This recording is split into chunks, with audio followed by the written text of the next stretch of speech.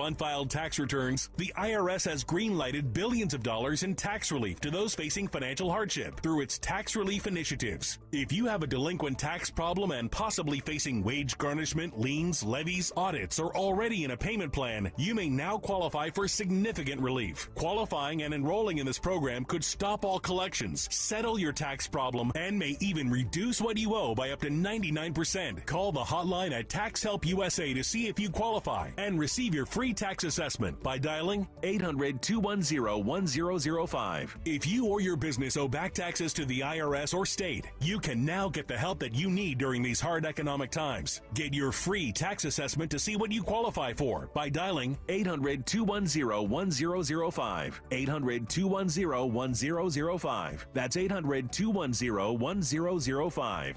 You get up every morning and make it all work. You make the hospitals and the labs work. You keep the shelves stocked, the cash registers ringing, the production lines producing. At Vestas, we have the uniforms and workplace supplies you need to do what you do every day. When you think uniforms, floor mats, first aid kits, restroom supplies, think Vestas. Vestas, uniforms and workplace supplies for the people who make it all work.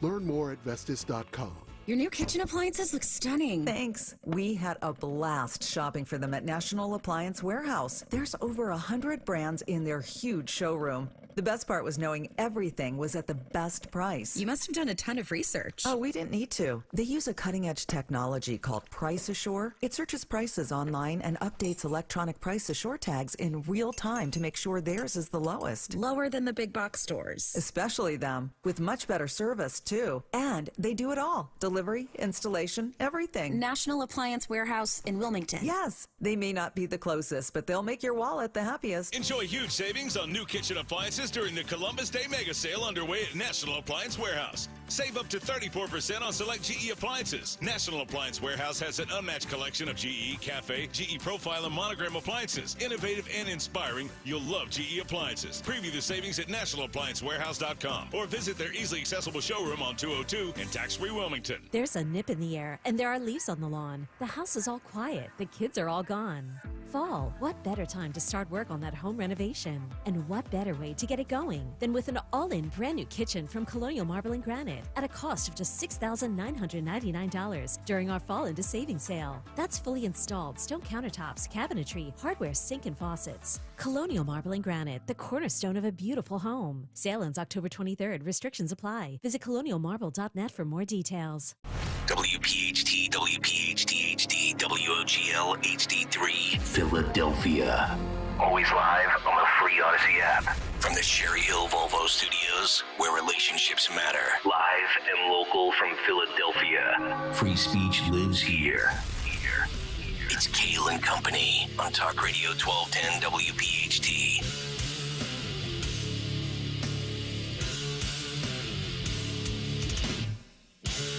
And away we go. Live on this Wednesday, October 11th. It is indeed Kayal and Company here on Talk Radio 1210 WPHT. We are always live on the free Odyssey app and, of course, streaming live for your video viewing pleasure on YouTube as we head until 10 o'clock this morning. 855-839-1210, the phone number. On Twitter and Instagram, the radio station at 1210 WPHT. I am at Nick Kayal. Kayal. Dawn Stenslin with the news. Greg Stalker, the chairman of the board. Daniel Valdez, Anthony Dorenzo, our associate producers. Action-packed Wednesday morning. Tony Bruno live from Florida around 8:25. And, of course, the Phillies and Braves tonight, Game 3. Woo! As they say in sports radio, as the scene shifts back to Philadelphia, even at a game apiece. Game 3 at 5:07. Stalker, we have our wager going throughout the fall. We do. You are plus $40, and we will have to make a pick before we get out of here this morning. Yeah. It'll probably have to be the margin of victory because my guess is we're both leaning to one team. Yeah, I mean, there's, in my opinion, there's zero chance. Yeah. I'm going to make a bold prediction. Okay. 6:03 in the morning. Uh-oh. There's zero chance the Braves win tonight's game. I would agree. I'm just looking what the spread is right now on FanDuel. I know the over-under is 9 runs tonight. I think the Phillies are a minus 130 favorite, somewhere in that vicinity. Yeah, the Phillies are minus 120 on FanDuel, and they're minus 1.5 for the spread. Over-under is 9. Yeah. I think we're going to see some runs tonight for both teams. Tempted to go over, but we shall see.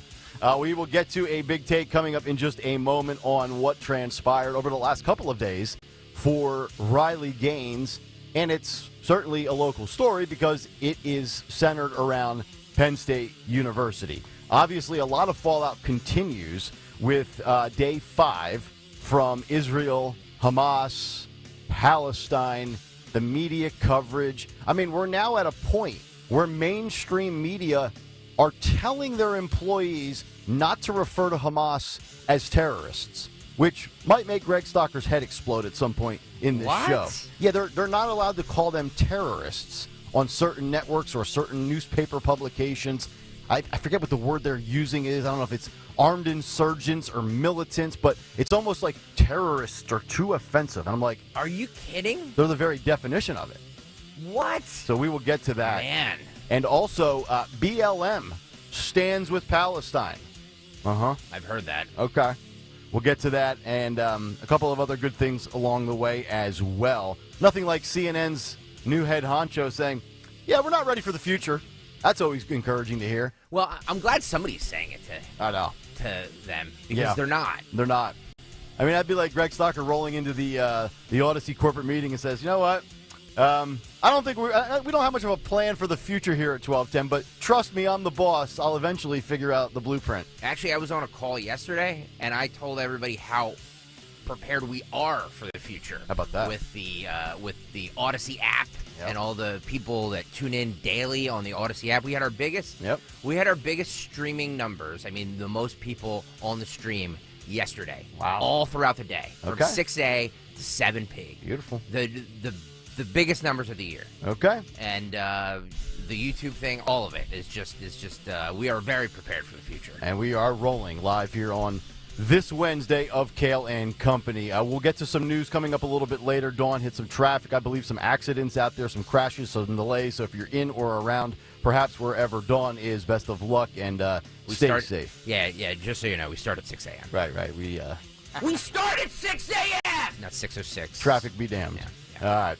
So we'll get to a lot of good stuff as we continue this morning, but a little earlier than usual, 6:06. Let's get to a midweek Big Take here on Kayal and Company. The Big Take on Kayal and Company.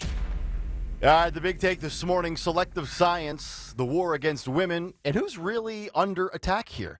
You know, I believe the chant goes something like, we are Penn State. It's more like, we are full of hate. Happy Valley, more like mighty triggered.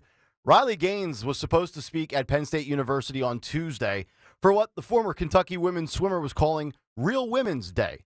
The outspoken, not wrong, biological female who became victim to Leah Thomas of Penn, a biological male, who decided it was cool to swim against women, had made a push on Twitter to make yesterday, October 10th, Real Women's Day.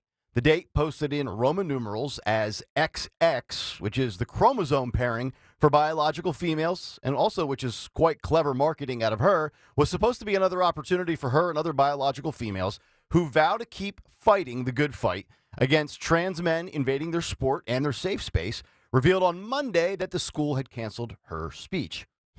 Schools canceling speeches. We've heard that before. Universities denying free speech, the marketplace of ideas, and downright disregarding biology and where women have came from over the last century, all in an effort to coddle a select vocal minority going through what I believe is a mental health breakdown.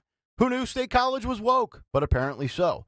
But then again, this is also the cult-like student base, alumni, and institution that just over a decade ago put winning college football games and protecting Joe Paterno's legacy over the protection of minors from a predator by the name of Jerry Sandusky. Now, I want you to take a listen and watch this message furnished by the president of Penn State University. Listen and watch.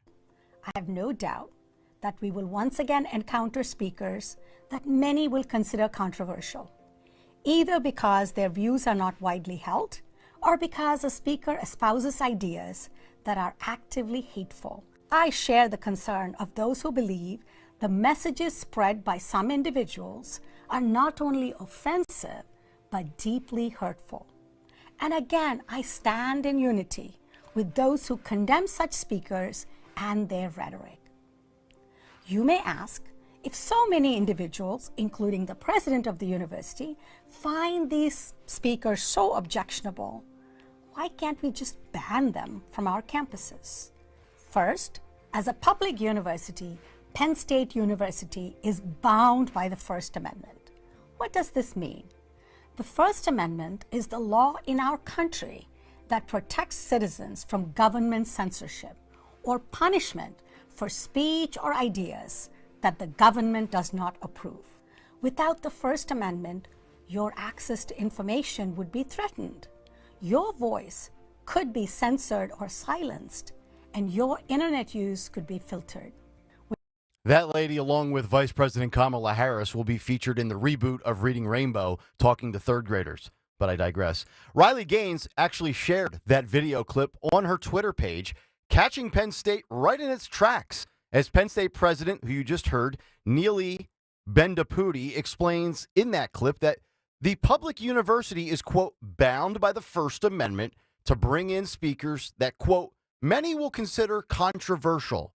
Yes, because biological females wanting to compete against biological females in sports is controversial. And it will be either because their views are not widely held or because the speaker espouses ideas that are actively hateful. Yes, when I hear Riley Gaines, she just exudes hatred, does she not? Actually, 70% of Americans in the latest Gallup poll believe that men should not be allowed to identify as women and compete in female sports. And as we know, 9% of America identifies as LGBTQ+, with only 2% in the trans community. So where's the majority? Most Americans believe this is patently absurd. Most Americans are afraid to say it publicly in fear of cancellation. Well, I say the heck with that, and good for you, Riley Gaines. We need to take America back from the woke mind virus and the small vocal minority who are so enraged over sane people not buying their mental breakdown. Gaines posted on her Twitter Monday night, quote, no way president of Penn State makes a whole video explaining why institutions are legally obligated to let bigots, apparently like me on campus, to speak, then proceeds to cancel my speech tomorrow for Real Women's Day. Have it your way. See you tomorrow with a soapbox and megaphone, Penn State. Riley has joined us twice on Kayal and Company. She's been on the Dawn Show and the Dom program as well. And it's smart for her to be on 1210 WPHT because we value free speech. This is a huge Penn State following in the Delaware Valley. Heck, we carry Penn State football. And most agree with Riley Gaines.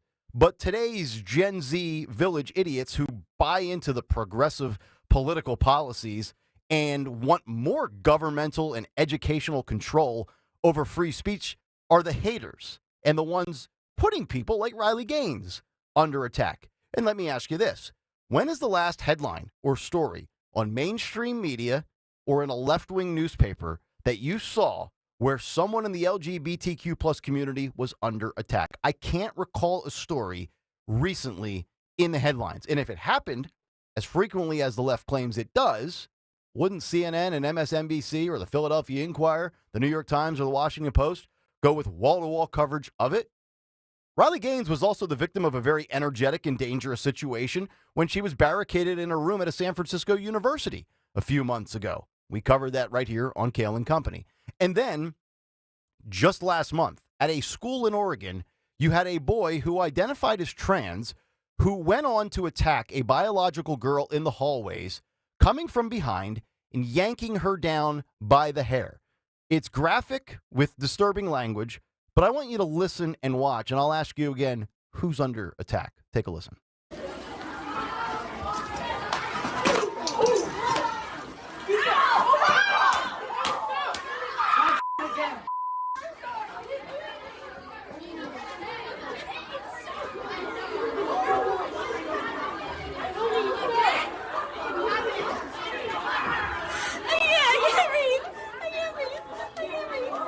Disturbing, to say the least, if you're watching on YouTube, as a biological male transitioning to a female, dressed like a girl, assaults what I think is probably a 6th or 7th grader And that girl just took an unbelievable beating. And, of course, 7th graders, all they do is film it and then yell. So, again, who's really under attack here? Trans athletes or biological females? Or Americans with common sense that know there's only 2 genders, not 14, 12 of which are made up from feelings. Riley Gaines and every biological female who stand up to this pressure of labeling and cancellation are the ones under attack and who are incredibly courageous. And I think it's time that the other 30% who don't believe should join the battle to protect women, biology, and common sense. There'll be more fallout, and we'll give you a follow-up as what happened last night at Penn State coming up in just a little bit. And that is The Big Take. The Big Take on Kayal and Company. All right, Big Take this morning. If you would like to jump in, 855-839-1210 on social media, 1210WPHT. And, of course, on YouTube, just go to youtube.com/@1210WPHT. Hit the like and subscribe buttons and be a part of the Kayal and Company comment community. We will give you some video because there is an update as to what happened at Penn State last night. We'll do that in just a little bit. But Dawn Stenslin has made it in through the traffic, gritty as always, fierce and ferocious, and there she is. I was texting the guys. I was like, I'm here at 5 till, but then the elevator got stuck. Oh, no. The elevator. So it was traffic. It was a calamity. I know. Oh, no. All right. So are you able to do news, or should we give you a couple of minutes to get caught up? No, absolutely. And there's a lot going on right now. And do you want me to update the Riley Gaines, or are you going to update that after the? I was going to play. I was going to play the video when we come back with the audio of the arrest that was made, but everything else is all yours. Thank you. Well, yeah, and there was a lot going on at Penn State. It was main campus with Riley Gaines. She's making headlines. You guys forgot to wish me happy Women's Day yesterday. 10/10. Right? XX. Yes. You guys forgot. I'm very triggered. You should be.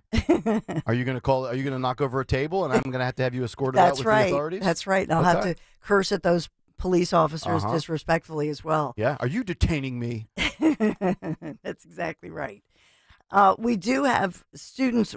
I will begin with the breaking news that's happening right now as I speak, because, of course, we have the conflict in Israel, a lot of reaction. And we've now learned that there was at least, there were members of our own community here in the greater Philadelphia, South Jersey, and Delaware community. So we're hearing more and more stories about those who, in fact, were in Israel at the time of that devastating Hamas attack. But this morning, right now, Israel is striking back. And unfortunately, in Israel, in this conflict, as we enter day 5, what was feared, obviously, was that Hezbollah would get involved, would get activated, because unlike the lower energy level Hamas, who are more at a guerrilla warfare kind of level, Hezbollah actually, they're disciplined, they have good communications, and they are heavily armed, and they're coming from Lebanon. So the bad news as we wake up this morning, as we wake up to this morning, is that now we have a greater involvement, and it looks like this is going to a regional conflict, and that's the latest, as more airstrikes are striking Israel, and then Israel firing back. In the meantime, as far as Gaza, we had reported, and I think it was day before yesterday, that Israel had announced that they would cut off all of the electricity, the water, the power, as they try to contain the terrorists in that small Gaza Strip area. And the problem, of course, is that there are, innocent civilians, as far as Palestinians, who are caught within that. And so now you have what we knew was going to happen, the World Health Organization saying this is a humanitarian issue because they've shut off any kind of exit or escape. Obviously, they're trying to contain the terrorists and get the hostages back. But within that, we have the death counts rising. Of course, President Joe Biden spoke out yesterday, confirmed for us that 14 Americans have been killed in all of this initially. And I know we'll have in the cut sheet much more from President Joe Biden. But of course, the other big story of the day for us locally, the story that's consuming all of us, is our Phillies. Yes. Philadelphia Phillies coming home. Nick Kayal did a great interview with John Brazier yesterday. And it's an unusual game in that it's 5 o'clock. Not, I'm saying that for Greg Stocker. No, I know. It's not 5 straight up. I know. But the gates open straight up at 2 o'clock. Okay. And anybody can, go to those parties surrounding Citizens Bank Park. And they've been cleaning and spiffing up. And there are a lot of fun surprises. So the big day, I think, is for us on a celebratory fashion is that we have our Philadelphia Phillies coming home Game 3, and let's hope we beat the Braves today. And increased patrols as well, and we're hearing that more and more. We have not only Philadelphia police for a major event like this, which unfortunately is something that would attract attention as we have the conflict happening in Israel, and we have one of the largest Jewish communities in a big city in the nation. So Philadelphia police, state police, heavier presence around not just the stadium, but also synagogues and mosques. And so I don't know if you've noticed this, but wherever I do see a beefed police presence in our communities. Yeah. So, I mean, sadly, we're seeing this at the synagogue level and local communities. We're seeing all this pushback from all of these universities, with whether it's Harvard or across the country. I never thought, I mean, I always knew this was a volatile issue between these two groups of people. And this has been, like you said, this is going back to biblical times. But now it's become like a battle within our own country, like amongst our own citizens. That's the crazy part. It's like, as if we're not divided enough, somebody else's mess is kind of like spilled over into our country, and it's always been like that. It's just always been on the back burner, and now once again we've turned up the gas, so to speak, and it's front and center again. Yeah, and just one more update on the carjacking that happened early this morning. 2 teens were injured in that carjacking that ended in the crash in Northeast Philadelphia this morning. So Philadelphia police say it happened at the Boulevard near Fillmore Terrace, I should say. So 15 and 17-year-old busy before school this morning. That's what I used to do, Don. I used to do that before homeroom. I would jack cars up when I was 15. You kids get your carjacking done before class starts at 8 a.m. Yeah, you got phys ed coming up for first period, gee golly. So they suffered non-life-threatening injuries, apparently. We don't have their conditions. We're just told stable conditions. Ultimately, they crashed into a tree, and that was how police ultimately caught them. So we don't know whose car it was or what the details of the actual carjacking that happened this morning. Okay. That's Philadelphia for you. But on the bright side, we have our Phils. Yes. NBC 10 First Alert forecast, and that's really on the bright side. Beautiful forecast today. 72 degrees, bright sunny skies, and the spirit of that forecast takes us through the rest of the week. So this is Kayal and Company News Live. All right, Dawn, thank you very much. 6:20 on this Wednesday morning. Coming up next, we will get to the update as to what transpired at Penn State last night with Riley Gaines. Arrests were made. We'll fill you in with those details and show you the video and the audio. So whether you're listening on 1210 WPHT or on the Odyssey app or watching on YouTube, you will get that on the other side, plus the latest updates and all the fallout of the way the media, the way the politicians, and the way BLM are kind of all on one side of the ledger here with Israel and Hamas. It's sheer lunacy. I can't understand it. I think Stocker's head might explode for a third straight day, and we will get to that coming up in just a little bit. But first, let me tell you about my friends at the Piazza Auto Group. Whether it's 1010, Real Women's Day, Real Men's Day, Real Truck Day, every day is Piazza Auto Group Day. I've been in the 2023 Honda Ridgeline truck for just about 4.5, 5 months now, and I absolutely love it. And here's what you're going to love. You can still take advantage, yes, today on October 11th, of 0.9% APR financing on the 2023 Honda Ridgeline. I got mine at the Piazza location in Springfield. You can also stop by in Philadelphia, Langhorne, Pottstown, or Reading to take advantage of 0.9% APR financing or special finance rates on the Honda Civic, the Accord, the CR-V, the Pilot, and many more. The Piazza Auto Group, it's 17 brands, something for everybody, price points for everybody, 35 locations, so accessibility is at the forefront, and it's my go-to for all things automotive. To find your new or certified pre-owned vehicle today, just visit them at piazzaautogroup.com. First-time homebuyers have a one-stop trusted partner with American Heritage Credit Union. With our first-time homebuyer program, you can earn up to a $500 lender credit. Our realtors can help you shop for your first home, and qualified borrowers can even receive up to $5,000 in first front door grants. To apply with one simple application, visit AmericanHeritageCU.org/FTH. All loans subject to credit approval, insured by NCUA, Equal Housing Lender, NMLS 433838. Happy 62nd birthday, Granddad. Thanks, sweetheart. I got you this. A mug. Oh, thank you. What does it say? Beware. If you are 60 or older, you may be at increased risk of hospitalization from RSV. respiratory syncytial virus, compared to adults younger than 60. Not all dangers come with warning labels. Talk to your pharmacist or doctor about getting vaccinated against RSV today. Learn more at bewareofrsv.com. Brought to you by Pfizer. I love crab cakes. He loves crab cakes. She loves crab cakes. Captain Chucky's Crab Cake Company. We love crabcakes.com. Made fresh daily. Party trays, shrimp soups, desserts, and much more. Find out why everybody loves Captain Chucky's. We love crabcakes.com.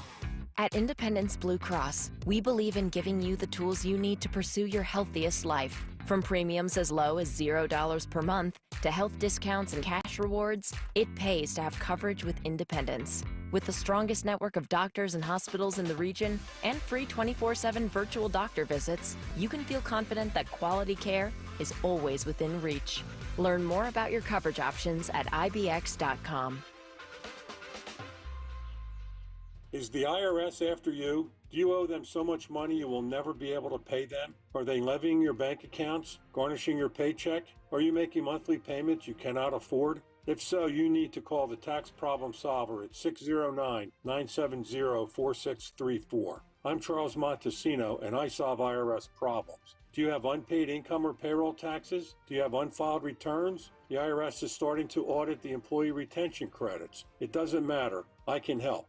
All I do is help people with IRS problems. I'm a certified public accountant and certified tax resolution specialist. That makes me one of the few people in the entire country that can help you. Again, my name is Charles Montesino, and I solve IRS problems. Call me at 609-970-4634 or go to taxproblemsolve.com. That's 609-970-4634. Call now and get started on the road to relief. Again, the number is 609-970-4634. So many listeners are enjoying beautiful, easy-to-maintain homes thanks to Rhino Shield, and you can too. Dom Giordano here with my good friend, the local owner of Rhino Shield. John, take it away. It's John from Rhino Shield.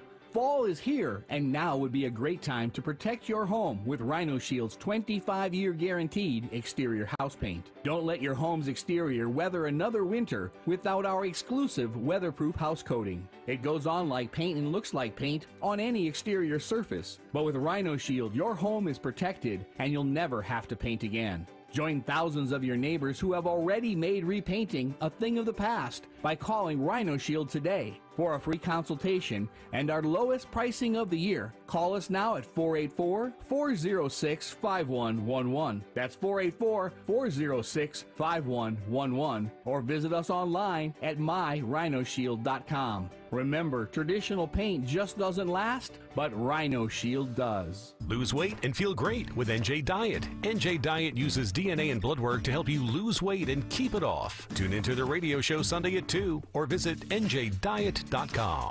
Tune in to Crash Proof Retirement Show, Saturdays at 11 a.m. to hear Phil Cannella and Joanne Small. The Crash Proof Retirement Show, Saturday mornings at 11 on Talk Radio 1210. See Joe Conklin's comedy show at the Sellersville Theater in Sellersville with Paul Wyants and Brendan Donegan, Saturday, November 18th. For tickets, go to joeconklin.com. JoeConklin.com! In the Pennsylvania Army National Guard, get a head start on a career in exciting fields, including science, communications, engineering, and medicine, all while earning money for your education. This training will boost your eligibility for a high-paying and rewarding profession, and you can get it all while serving part-time in your community. To learn more about the Pennsylvania Army National Guard, visit nationalguard.com/PA and talk to a recruiter today. Paid for by the Pennsylvania Army National Guard. Follow Talk Radio 1210 on Instagram and Facebook at 1210 WPHT.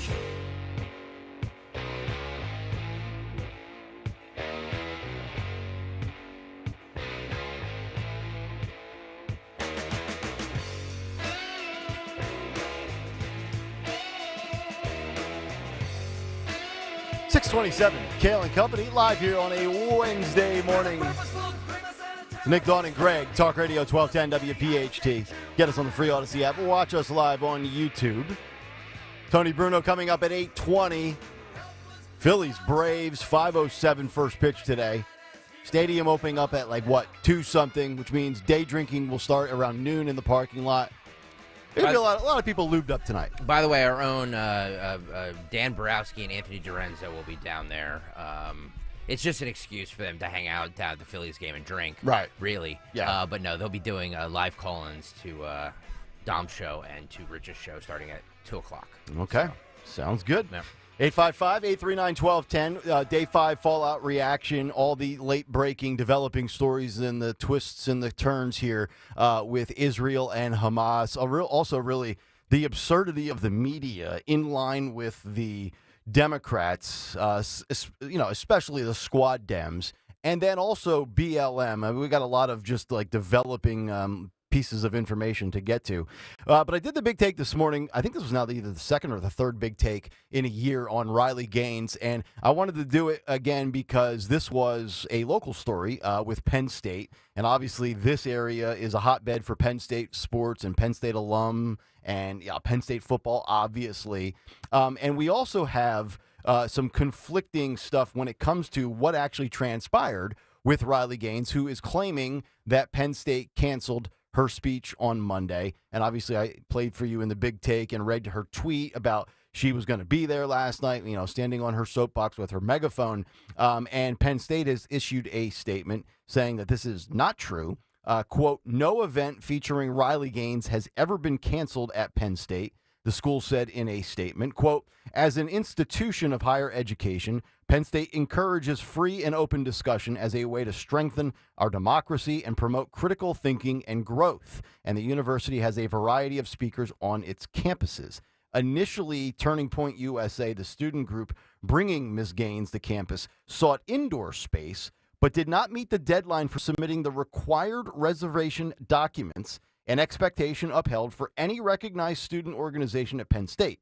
The group then shared alternative plans for an outdoor event to celebrate free speech, and as late as last week, they had no confirmation that Ms. Gaines would attend the event. However, they sent a confirmation early this morning. So that is kind of, we've heard from Riley Gaines and her belief, her stance. We've heard Penn State's statement. And, of course, last night, the speech, I guess, goes on as scheduled outdoors.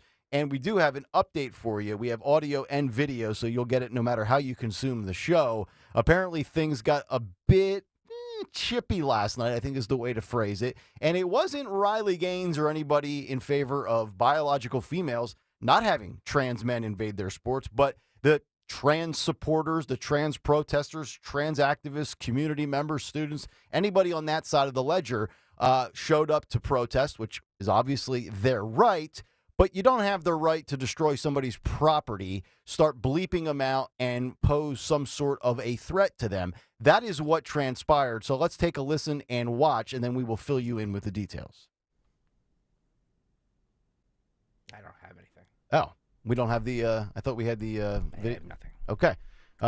Maybe we can get the video and audio. I know Valdez has it. So essentially what happened was the students that opposed to this. Okay, so we have it? Way to be on time, guys. Thanks. Thanks. No, it's great. It's great. Maybe we should just take this whole freaking half hour and flush it down the drain. How about that, guys?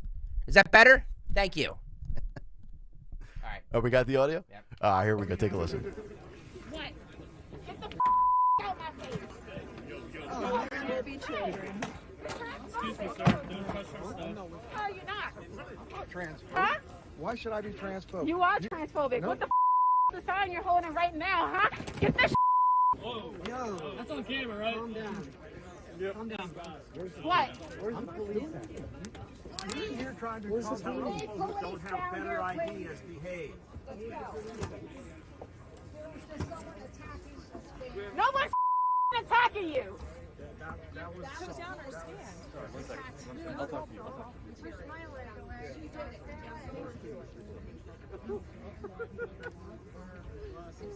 The girl and the guy at the back. No. This one over here. Sir, it's this one and this one. Now here comes police. Don't touch me like that. Are we being detained? Are we being Can you detained? let go of me? Are we being arrested? Are we being detained? Don't touch me. Are we being Are we being detained? Yes. Okay. Go. Am I being arrested? You can put it on. Okay, you can put it in the back. I just don't want it to spill all over. All right, fine. Now they're in the parking lot being handcuffed. Put in the back of the cruiser.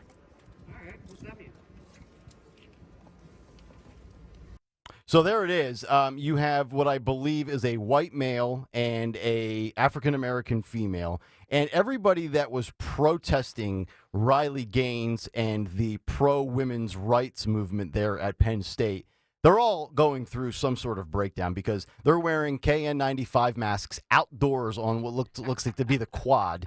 One girl looks like she's got a hazmat suit over her head. It's true. Like you think she's going to get the bubonic plague. Outside, masks on. Yes. You can tell their mental state already. It's unbelievable. And then the officer comes in, and the girl that flipped everything over that was triggered from Jump Street is like, get your hands off of me. And once again, it's like, oh, now you're the victim because the officer's holding you by your arm to walk you along the grass, to take you out back and arrest you. So this is remarkable to me because, as I said in the big take, look, are there issues that come up in the trans community where people that are transphobic attack them? Absolutely. To say it doesn't exist is naive and foolish. But the perpetual belief that this community is under attack, yet all I ever see is the trans community triggered, verbally abusive, or physically, like I played for you in the big take, the second clip, that trans boy yanking down like a sixth grade female in the hall by the back of her ponytail, almost cracking her skull on the floor, and then beating the you-know-what out of her. I asked the question again, who's under attack? And, it's interesting that Penn State puts out that statement that we did not cancel it. Riley did not reserve the room or the conference center or wherever. And if that's true, then that's on Riley Gaines. Then it slipped through the cracks. No, she released all the paperwork. Okay. She put all the paperwork out and said that's BS. Okay. Then if it is BS, then Penn State, as you heard in the big take from the president, as a public university, absolutely has to adhere to the First Amendment and cannot cancel and censor any speech that they deem, quote, hateful or controversial. But Dawn, that's the crazy part here is college is supposed to be where, you have critical thinking. You learn to challenge other people's theories and hypotheses and things like that. And, oh, by the way, too, you have at these universities, all of a sudden common sense has just been, how in the world is it controversial or how is it viewed as hate speech for a biological female to say, you know what, I am not going to allow men to come into my sport and take what was created for me and have a major advantage over me. That is viewed controversial, but the reality is it's not a controversial stance. 70% of Americans agree with Riley Gaines. 90% of Americans don't believe that this small subsection of the population is onto something, that they're in the wrong body or whatever it might be. Yet the people with common sense are the ones looked at as the outlaws of society. Like, we're the deplorables for saying, no, I'm sorry, Bob, you cannot become Helen and put on a bathing suit and compete against my daughter. That is viewed controversial, and it's really this thing across all of these campuses, from Penn State to Harvard to anywhere in between, where I can't figure out how people like Riley Gaines or anybody here that supports Riley Gaines on this show or this station were viewed as the ones that are putting a community under attack. I'm just sitting here telling you that you're just totally dismissing biology. And again, I don't think you get to select which science you want to adhere to. So that's kind of where I'm at on that. I know you talked a little bit about it yesterday on your show as well, correct? Yeah, I talked about it yesterday and just aired because she had been putting out on social media saying that she wanted to have this Women's Day, that she was coming to Penn State, everybody to come out. And she was doing it through, I think, the leadership, a leadership group. Yeah. And so it just appears that there was a back and forth, that this was scheduled, then somebody realized it, and there was some pushback, and then, there was some technicality that they used. But let's go back and look at every single person who goes on campus. I mean, it was a beautiful day yesterday. Mm-hmm. She was outside. She could have been outside. It just it reeks of the fact that they really did everything to make sure she felt like she wasn't really welcome. Right. And this is nothing new. Right. We documented it when she was out in the Bay Area in the summer or maybe the late spring, when she felt like she had to barricade herself in a lecture hall and shut and lock the door. That was chronicled. She was also, wasn't she in Alabama at like a library or something later in the summer? And that was, I think, canceled and then rescheduled, or they reversed course. I mean, no matter where she goes, and she's from Nashville, Tennessee, she went to college at Kentucky. So she runs into this, whether it's in the Northeast here in at Penn State, a local story, in the South where maybe you'd think she's in more of home territory and home turf, so to speak, because that's her section of the country, her school. You know, we know the Southeast is far more conservative than the Northeast. Then you go out to the Bay Area, it's the same thing. And it's not just her. Like, she's kind of the poster girl for this, so to speak. But again, I mean, it's one of these bizarre things where you know what? And let's tie it into Israel and Hamas right here. You know, we see BLM, we see the media, we see the squad Dems, but for the most part, if I had to say, are you more pro-Israel defending themselves, and we did a poll in this country, or do you stand with Palestine and Hamas and Hezbollah? I would say there's an overwhelming majority that say, you know what? Israel's getting wronged here. They have a right to defend themselves. Yet you say that, and then the minority percentage will come at you as if you're wrong. You can't always be on the right side majority-wise. Allow the vocal minority to try to slander you and start second-guessing yourself. Like, this is where I think more than ever, you got to have conviction in what you believe and stand by it. You know, Yeah. and I'm talking beyond just cancel culture stuff as well. Yeah, it's just disappointing because, I mean, and I retweeted the piece that I talked about yesterday, but it's I have the paperwork. I retweeted it.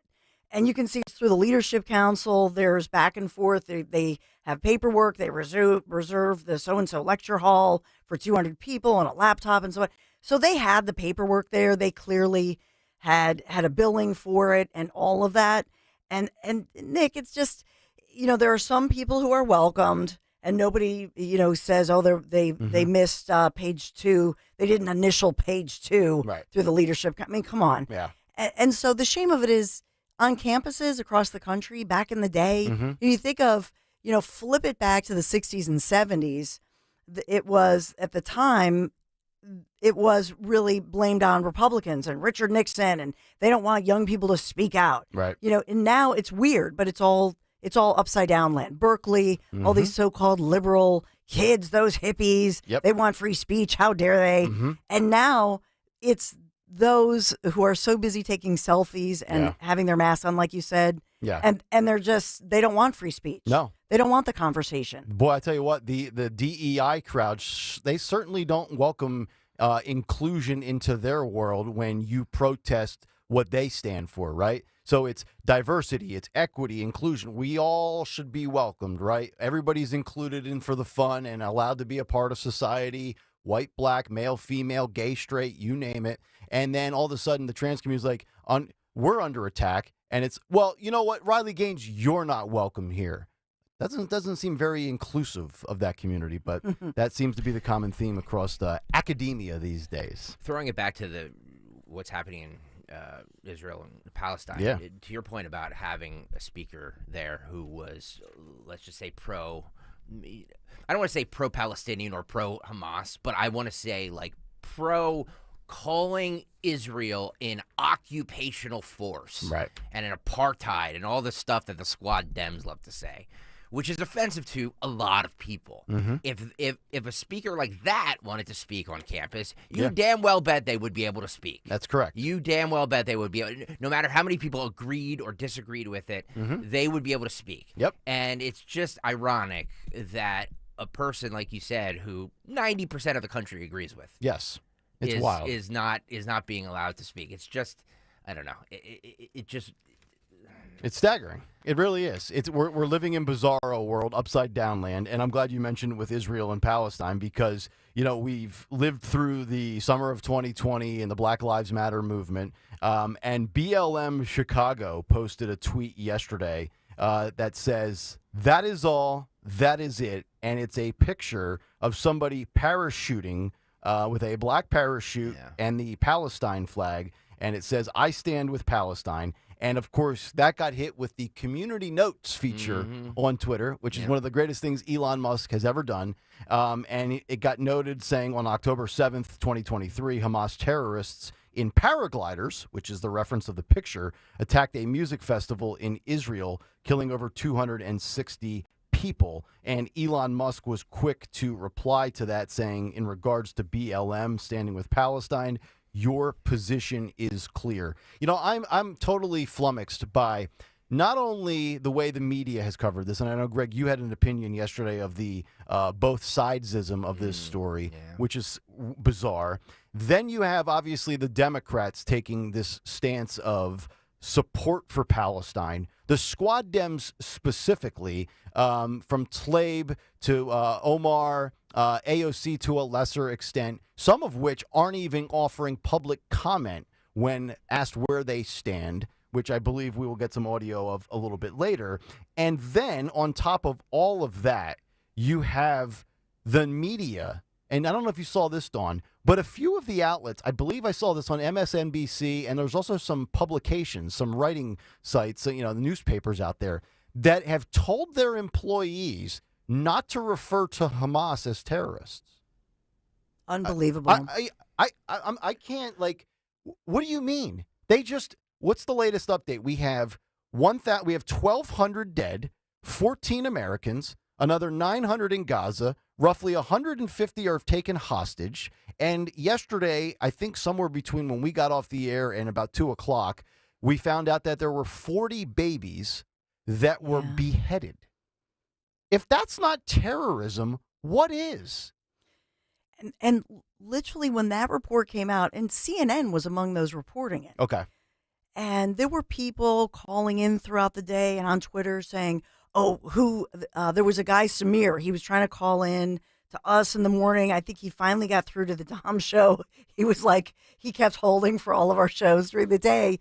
And Samir kept saying, where are you getting that information? This is disinformation. Oh. And he's in our area. And I always, we always give the sourcing. Yeah. Everybody, CNN, They were interviewing actually the officers who went in and found not just 40 plus babies decapitated, but there were other individuals who had been slaughtered, decapitated. But what they were, I mean, it was very disturbing to see that many little ones, But not the reaction was not, oh my goodness, this is horrifying. Right. It was, well, where's your source? Right. I mean, we always hear how the left, they always seem like they have the same email that they get, and they regurgitate the same talking points, threats to democracy, democracy's under attack, and they have their little, their playbook, so to speak. I'm blown away by just how much resistance there really is to Israel's right to defend themselves, and the rationalizing and justification of people being slaughtered. Yeah. Yeah. Here's the crazy part. If you question in this country any group of people that was attacked or killed, you could immediately be labeled X, Y, or Z or canceled. Yet it's kind of free reign to say, Israel kind of had it coming. This has been going on for a long time. I believe there was somebody out there, and I'll pull it up. I have the email in a different thread that said that this was necessary. Necessary. I believe it was one of the Squad Dems. I will confirm that, so I'll give you the source for anybody out there looking for specific sources, because I do have it in my phone. But necessary. It was necessary to cut babies' heads off. And we've talked about parsing the differences between Palestinians who might, how I try to relate to it on a weird level.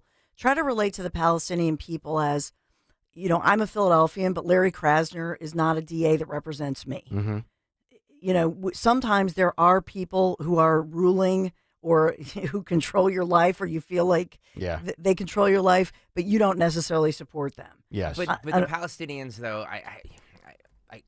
I get it. There's gonna be civilians and casualties and everything, that the people that don't agree. I get it. It happens in war all the time. Yeah. But how many of the Palestinians do you really don't believe that Israel is not an occupying force there? Right. I would say the majority of people do. Yes, but and what do you do with that? And what do you want to do with occupying forces? You want to eliminate them. Yeah. So You're right. this whole thing where it's like, well, there's innocent Palestinians and there's this.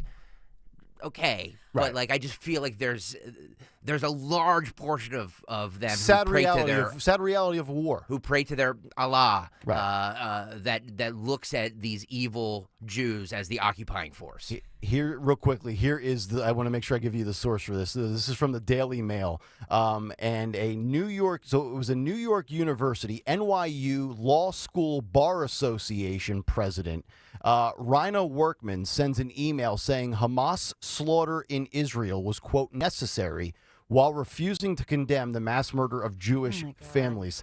She says, quote, Israel bears full responsibility for this tremendous loss of life. The regime of state-sanctioned violence created the conditions that made resistance necessary. I will not condemn Palestinian resistance. That's a law school bar association at NYU. Think about that. Now, let me ask you this. Wow. If a white NYU law school bar association person said this about any minority group, white person, right? And by the way, according to this story, she's also non-binary. Of course. So she's got carte blanche, everybody. She has got free reign. She can say whatever she wants, no repercussions. If I would have made that statement, I'd be in the conference room at 10:02. Yep. Okay. So let's just establish that. And that individual would be beheaded if they were over, in the area that we're talking about, right? That's correct. That's the other part of this is, you go over into the Middle East where they believe that it's, technically, as Dawn would say, it's a sin to be anything but a heterosexual, they view women. I mean, they don't view, you think Riley Gaines, imagine if Riley Gaines was over there. Oh, yeah. Which at some point I admit, I have to make a confession. Okay. This whole Mia Khalifa thing, apparently I'm the only one in the world who did not know who this person, I didn't know who Mia Khalifa. The Playboy model? Mm-hmm. Yeah, she got fired for her. I saw the story. I had no idea who she was either. Yeah. I swear to you, really? I had no idea. I thought she was married to Wiz Khalifa, as far as I know. To be honest with you, I did too. That's not even a real name. I'm not joking. I really did. Yeah. Oh, all right. Well, apparently, Playboy, porn, whatever it is. My confidential sources after football practice, apparently. The boys know on the apparently team. Everybody knows who she is. And so the comment was, Mom, nobody's listening to what Mia Khalifa says because nobody has the volume up when they're looking at her. And we've got multiple browsers open. Right, exactly. Yeah. Which led us to, I guess she's on this fan page that I didn't know anything about. Yeah. And she makes like $30 million a month. And I said, wait a minute. So then I was busting on the kids and I go, wait a minute. You're telling me I talk for 6 hours a day and I work very hard and do a lot of show prep so I could go and talk to individuals on a private fan page, just like a Zoom call, correct, and make $30 million a month, because I talk all day, like she's by herself, like I am in a studio, and so I'm looking at these teenage kids' faces, and my son's like, Mom, just no, I don't like this conversation. Yeah. The picture I'm looking at, she looks like Valdez with long hair. Oh. I mean, I don't know, like she doesn't really do it for me. Well, okay, I'll send you something that will. She's been fired from Playboy. From Playboy for her pro-Palestinian stance against Israel. Correct. Okay, I gotta send you all this. No, it was worse than that. I mean, she was basically celebrating the slaughter. Right. And at one point said, "Could somebody please tell my Hamas brothers to take their video horizontally, so it's a better picture." But that was just an aside. I mean, essentially, she was celebrating this. This was fabulous. This was art. But so if you think about it, Playboy has more morals and high standards than Congress does. Yeah, because they haven't booted what's her name, the brother lover Tlaib or whatever. Tlaib and also Ilhan Omar, who has made it abundantly clear she is anti-Israel throughout her entire political career. Yet these individuals can stay in the House of Representatives. I don't know if they're House members or Senate members specifically, all of them, but they're the squad Dems. The only time they get triggered by anything is when it's racism in this country, and they can shove their progressive policies down people's throat that never works anyway.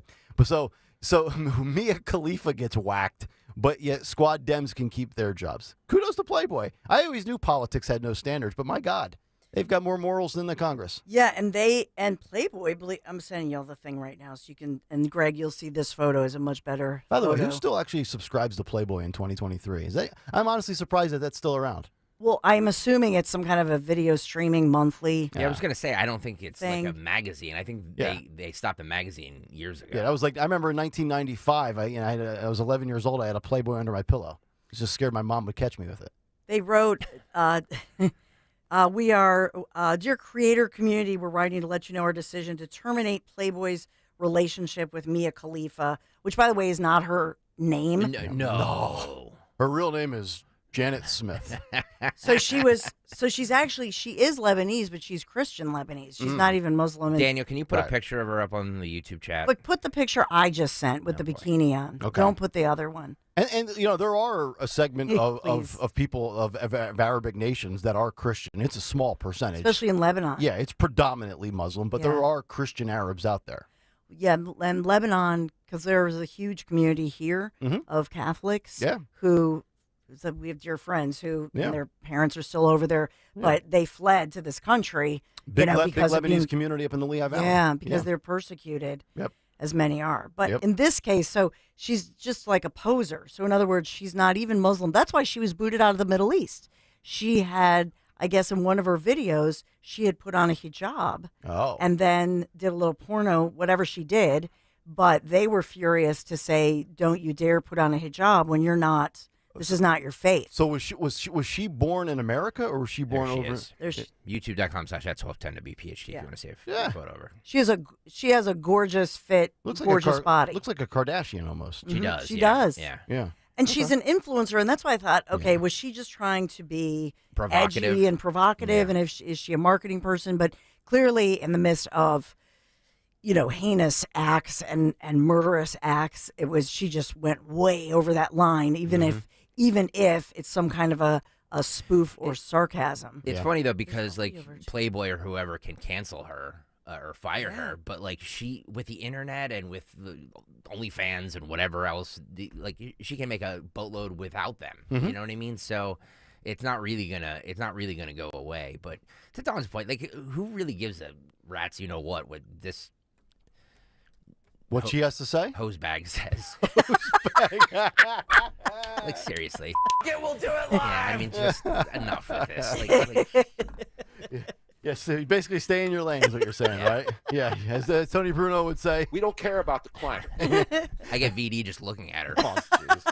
Not saying she has it. Because she's a performer. Yeah. And then she does these, I guess, personal chat things. Yeah. Dawn, you and I are going about being influencers the wrong way.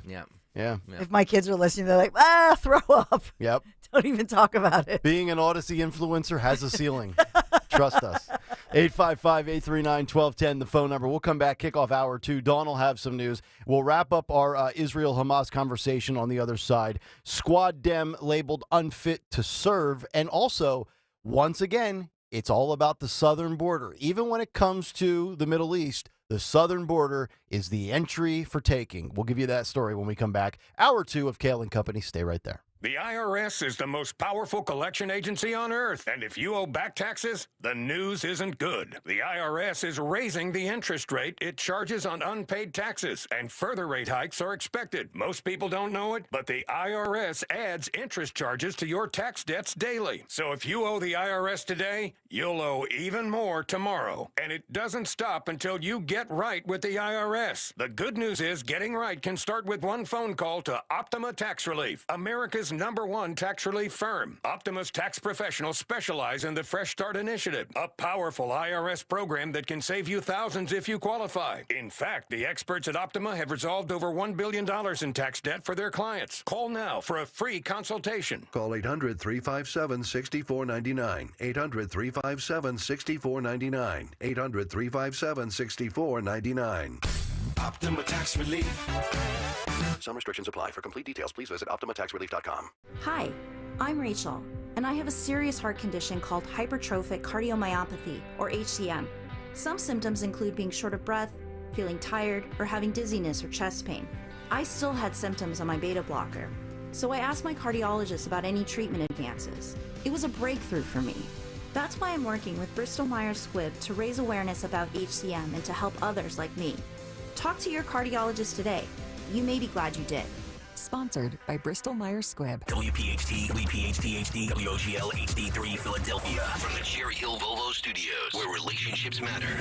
Always live on the free Odyssey app. If you have Medicare plan questions and are turning 65 and getting inundated by mail and phone calls, learn the A, B, C, and D's of Medicare. Let the Senior Store answer all of your questions. Get your free evaluation today by visiting the Enrollment Center. Call a local Senior Store licensed agent at 877-YOU-LEARN-65 or by setting up an in-home visit. That's 877-YOU-LEARN-65 or visit theseniorstore.com. Enrollment starts October 15th. Not affiliated with the U.S. government or federal Medicare program. This is Mark Luca, president of Aqua, Pennsylvania.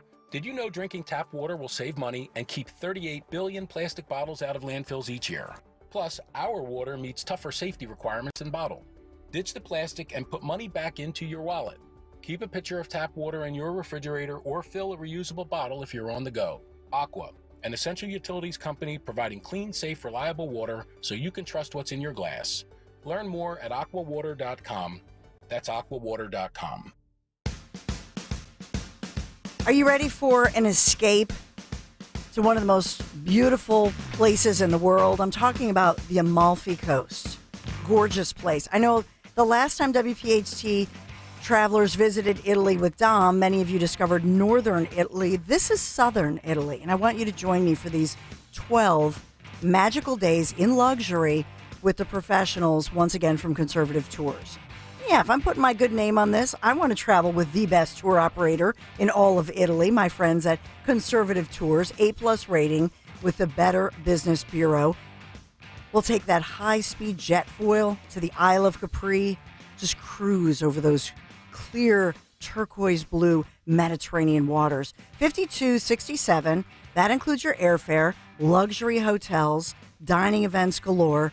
You're going to remember this years from now, but you're going to regret it years from now if you don't call. Toll free, 888-733-9494. You can go to conservativetours.com. You'll see my picture up there, and they put the entire itinerary. I can't wait. And I'm talking about Italy's best-kept secrets, the Abbey of Monte Cassino, Puglia, medieval Caserta, Sorrento, Pompeii, and, of course, all the great ancient sites, including Rome, before we head home. Join me next spring, southern Italy. See you on the Isle of Capri. Call now, 888-733-9494, conservativetours.com. Hey, Mount Laurel. We know your favorite station is WPHT. Tell your smart speaker to play 1210 WPHT.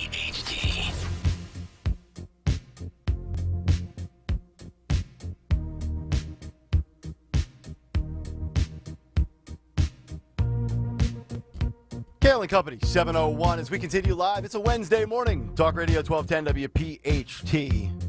Always get us on the free Odyssey app. Watch us on YouTube, youtube.com/@1210WPHT. Hit the like and subscribe buttons. Social media as well, @1210WPHT. Tony Bruno at 8:20. Of course, we have the cut sheet coming up at 7:45. Very good day. It's going to be beautiful out. Sunny skies, 70s. We've got baseball. And we've got global chaos.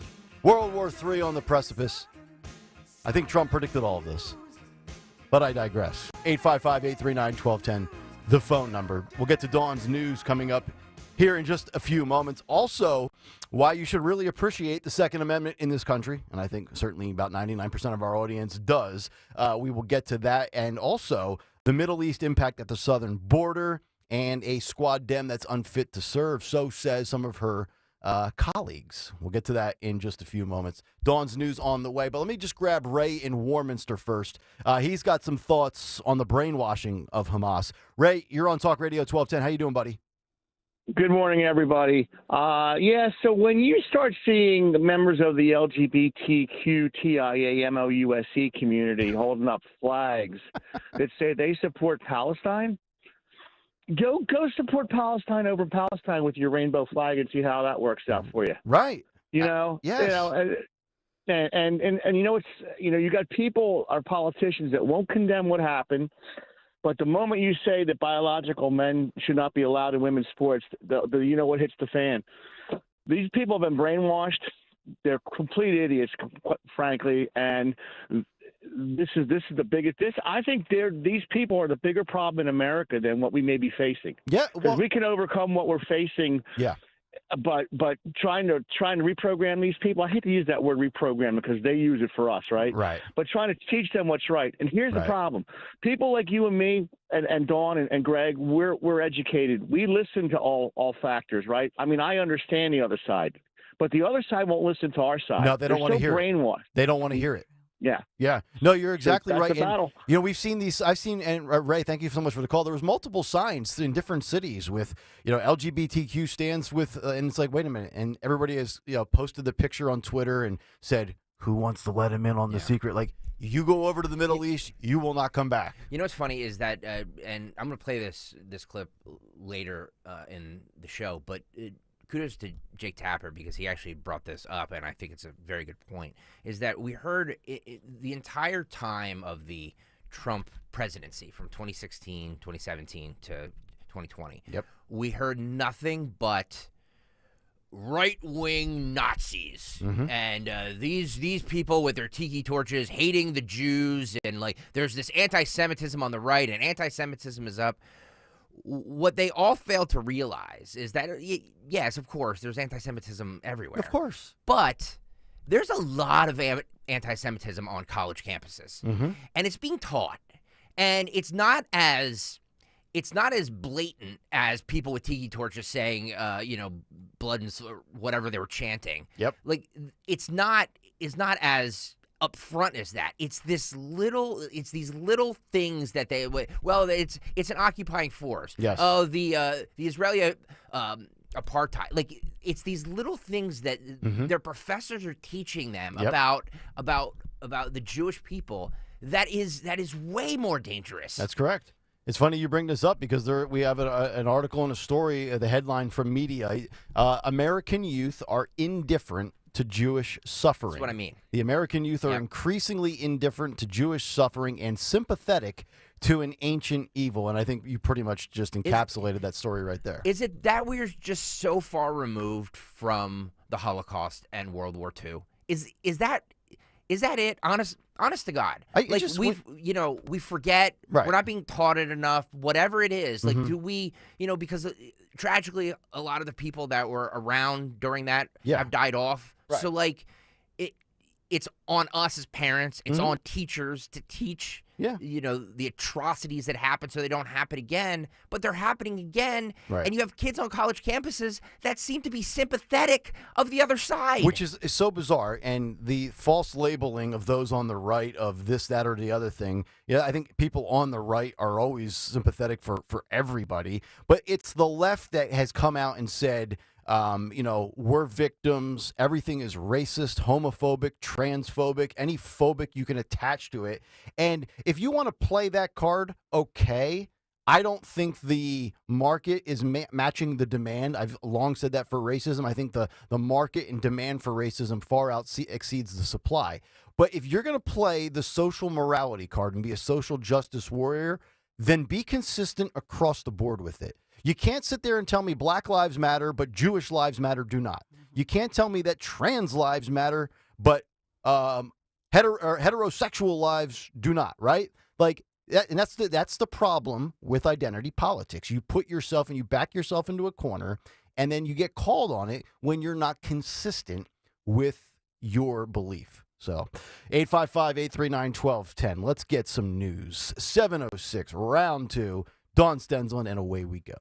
And yes, good morning. This October 11th, and we are sponsored this morning by American Heritage Credit Union. We have a deadly situation with it looks like a pedestrian was struck by a vehicle outside Philadelphia's 30th Street station this morning. We know we had a multi-vehicle accident that happened around Girard or between Girard and 34th Street station this morning about 5 a.m. And then around the same time, not related according to police, but a pedestrian was struck outside 30th Street Station. A real tragedy there as police investigate this one. So they were blocking off Schuylkill Ave at JFK Boulevard right in front of the train station following that. And the pedestrian died, they say, after being struck. So they're investigating this one.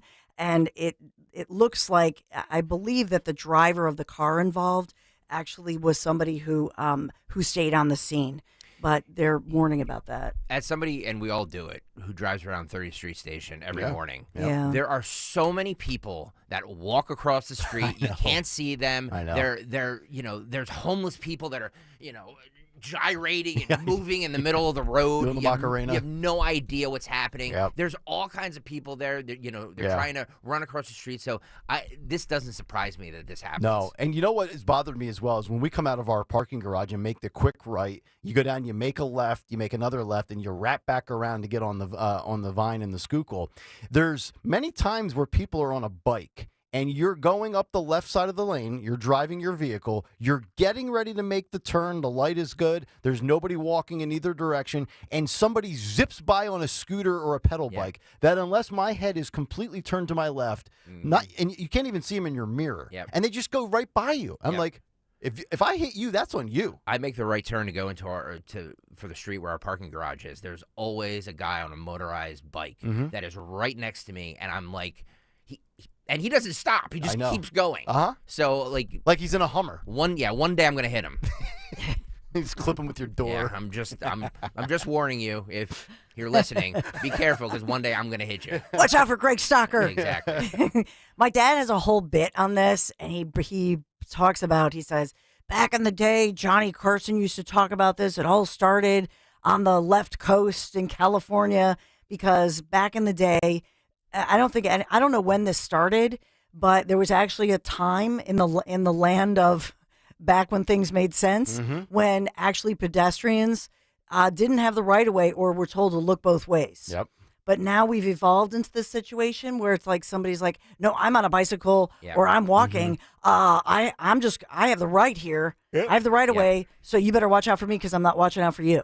You're right. The brazenness of pedestrians and people on bikes is another level right now. It's the bravado's unbelievable. Yeah. I mean, I always have my head on a swivel. I get out of my truck this past weekend with my daughters, and we're going into Giant in the grocery store. I'm like, all right, girls, heads looking both way, because if I don't tell them that, they're going to be staring on their phone. They're going to be completely oblivious to grandma backing up her station wagon, or they'll walk right into the cart return thing.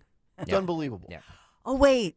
You're reminding me, we were supposed to be counting down. We need a little sounder with, because Nick Kayal and his daughters Stop it! and his ex, they're all, I mean, what a great guy. Friday night. Get my Swiftie on. Going to the Eras. So we need like a little Taylor Swift, didn't shake it off, didn't and then I do say- like a sounder. Didn't I have an edict that this week we were not going to mention Taylor Swift once? And yesterday in the 7 o'clock hour, we spent 5 minutes on her. Sadly, yeah. And now it's 7. Nobody cares. And now it's 7:10. We're spending another. I know. Okay. Something about that 7 o'clock hour. Yeah, It's like seventh heaven. I don't like it. I never said her name. I'm trying to avoid it. All right, we're You didn't have to. We're in the middle of news, my love. We're in the middle. Okay. Dawn's sorry. the antagonist. ADD over here. Nick Kayal, if you missed his great big take, he talked about the fact that 2 people were detained by police who had some very nasty language, and I would say misogynistic, sexist, ugly, profane language that they used on police. Yeah. But they were detained by police on the campus, and this was main campus, Penn State University, after appearing to cause a disturbance during Riley Gaines' appearance at the school. And she has released all the paperwork. If you missed Nick Kayal's great big take at the top of the 6, it was awesome, talking about Women's Day, XX, which was yesterday. And there was a woman being oppressed and suppressed. Does your son deal with any of this, or are these episodes taking place at the Abington branch as well, or is this just maybe a main campus, big campus type thing? I think that's a great point that you make, because he's had a wonderful experience. Okay. Everybody, the professors are fantastic. Because I think it's a smaller community. Yeah. And so you're Penn State, you still have the same degree. Everything transfers to main campus when and if you do. Yep. But has he had professors who are they, them? Yes. Mm-hmm. But the only comment he had was that particular professor he had last year made the most delicious donuts I've ever had in my life. So I actually love this professor who was awesome. Yeah. But unfortunately, the professor at the beginning said, "I want you to know that I don't demand your attendance, and I don't really believe in grades." And so My Michael, kind of professor. well, Michael was like one of the only students who went to the class and really got a lot out of it. Yeah. But it was kind of a shame that, people were like, "Okay, bye-bye." Yeah. And they didn't go. So there was that. Wow. Yeah. But if you are Boy, a student, if you make it not mandatory, trust me, they will not. they're not going to show up, Yeah. except for Michael, who of course is like gonna go, and then let's just go back to the donuts, Yeah, okay? yeah. So we're talking about that. We did have, of course, Joe Biden for the first time speaking out to the nation, addressing the nation in an important moment, and many in the Israeli community and Palestinian community as well, reacting to this, not just in our area, but across the nation. But for many, it was comforting to see a U.S. president speak out, albeit did not really address Iran. Yeah. And well, it only took 72, 80 hours. And I think Joe just realized Daddy owes you. He owes us the speech, and he did. So he was speaking out. And there is that action continues, the back and forth. And we've been covering that for you as well. Of course, the big story locally for us, and by the way, new numbers coming out. So in the financial world, we are, we're always watching this. And so with regard to money and the Fed, U.S. Treasury yields falling as investors, I should say, look ahead to the release of some key economic data that could inform the Federal Reserve's future monetary policy moves. Okay. So we'll watch that today. And just, we're always watching this stuff, even if we don't talk extensively about it. But I just wanted to work that in there. Gotcha. Phil's today, right? 5:07. There's so much excitement building. And it's, other than the wonderful forecast that's going along with it, this is exciting for us as our Philadelphia Phillies return home, tied 1-1 in the 20. In the National League Division Series, right? Could be the last time Aaron Nola ever starts a game at Citizens Bank Park. Aww. That is a possibility. I think you get his A game today, personally. Yeah, Game 3.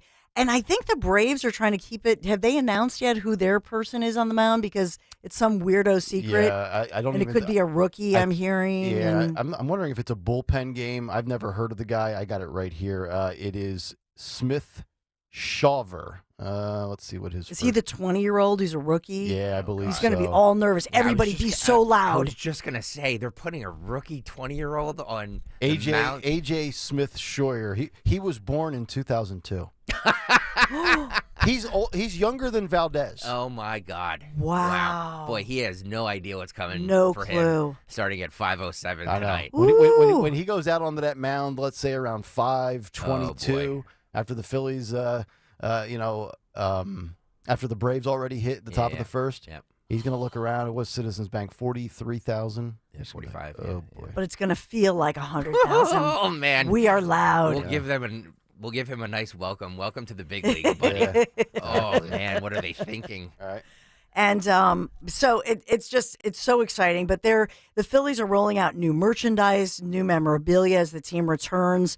I'm probably going to stop by the store there, because even if you don't have the tickets, right, and even if you're not sneaking in with Anthony and our producer Big Dan, Lieutenant Dan, even if you're not sneaking in like them, I think 10 a.m. the new Era Phillies team store opens until 1:30 p.m. Yeah, and if you can't afford the Phillies merch, but you have money for Kayal and Company merch or 1210 merch, the discount. I think the bargain buy is with us personally. By the way, Joanne on the YouTube chat says she just ordered a shirt, a hoodie, and a mug. Yay! Wow! Thank you, Joanne. that's Thank you, beautiful. Joanne. Yes, we appreciate it. All the merch is available at the website 1210wpht.com. 1210wpht.com. So all gates open, postseason rally towels for all fans, compliments of SEPTA, and visit Delco. And that's 2:37 p.m. All gates open. I swear to God, John Brazier does this just to trigger Greg Stocker. 2:37, the gates open because Greg hates the odd numbers. Jim Tomei's daughter today, Raul Ibanez. So it should be a good group. So sweet. Well, it has to do with TBS, right? Because they have those odds. Yeah. Yeah, start TBS times. puts everything on the 7s. Yeah. So weird. So dumb. Used to be the Braves TV network. Yeah, back I in the day. remember.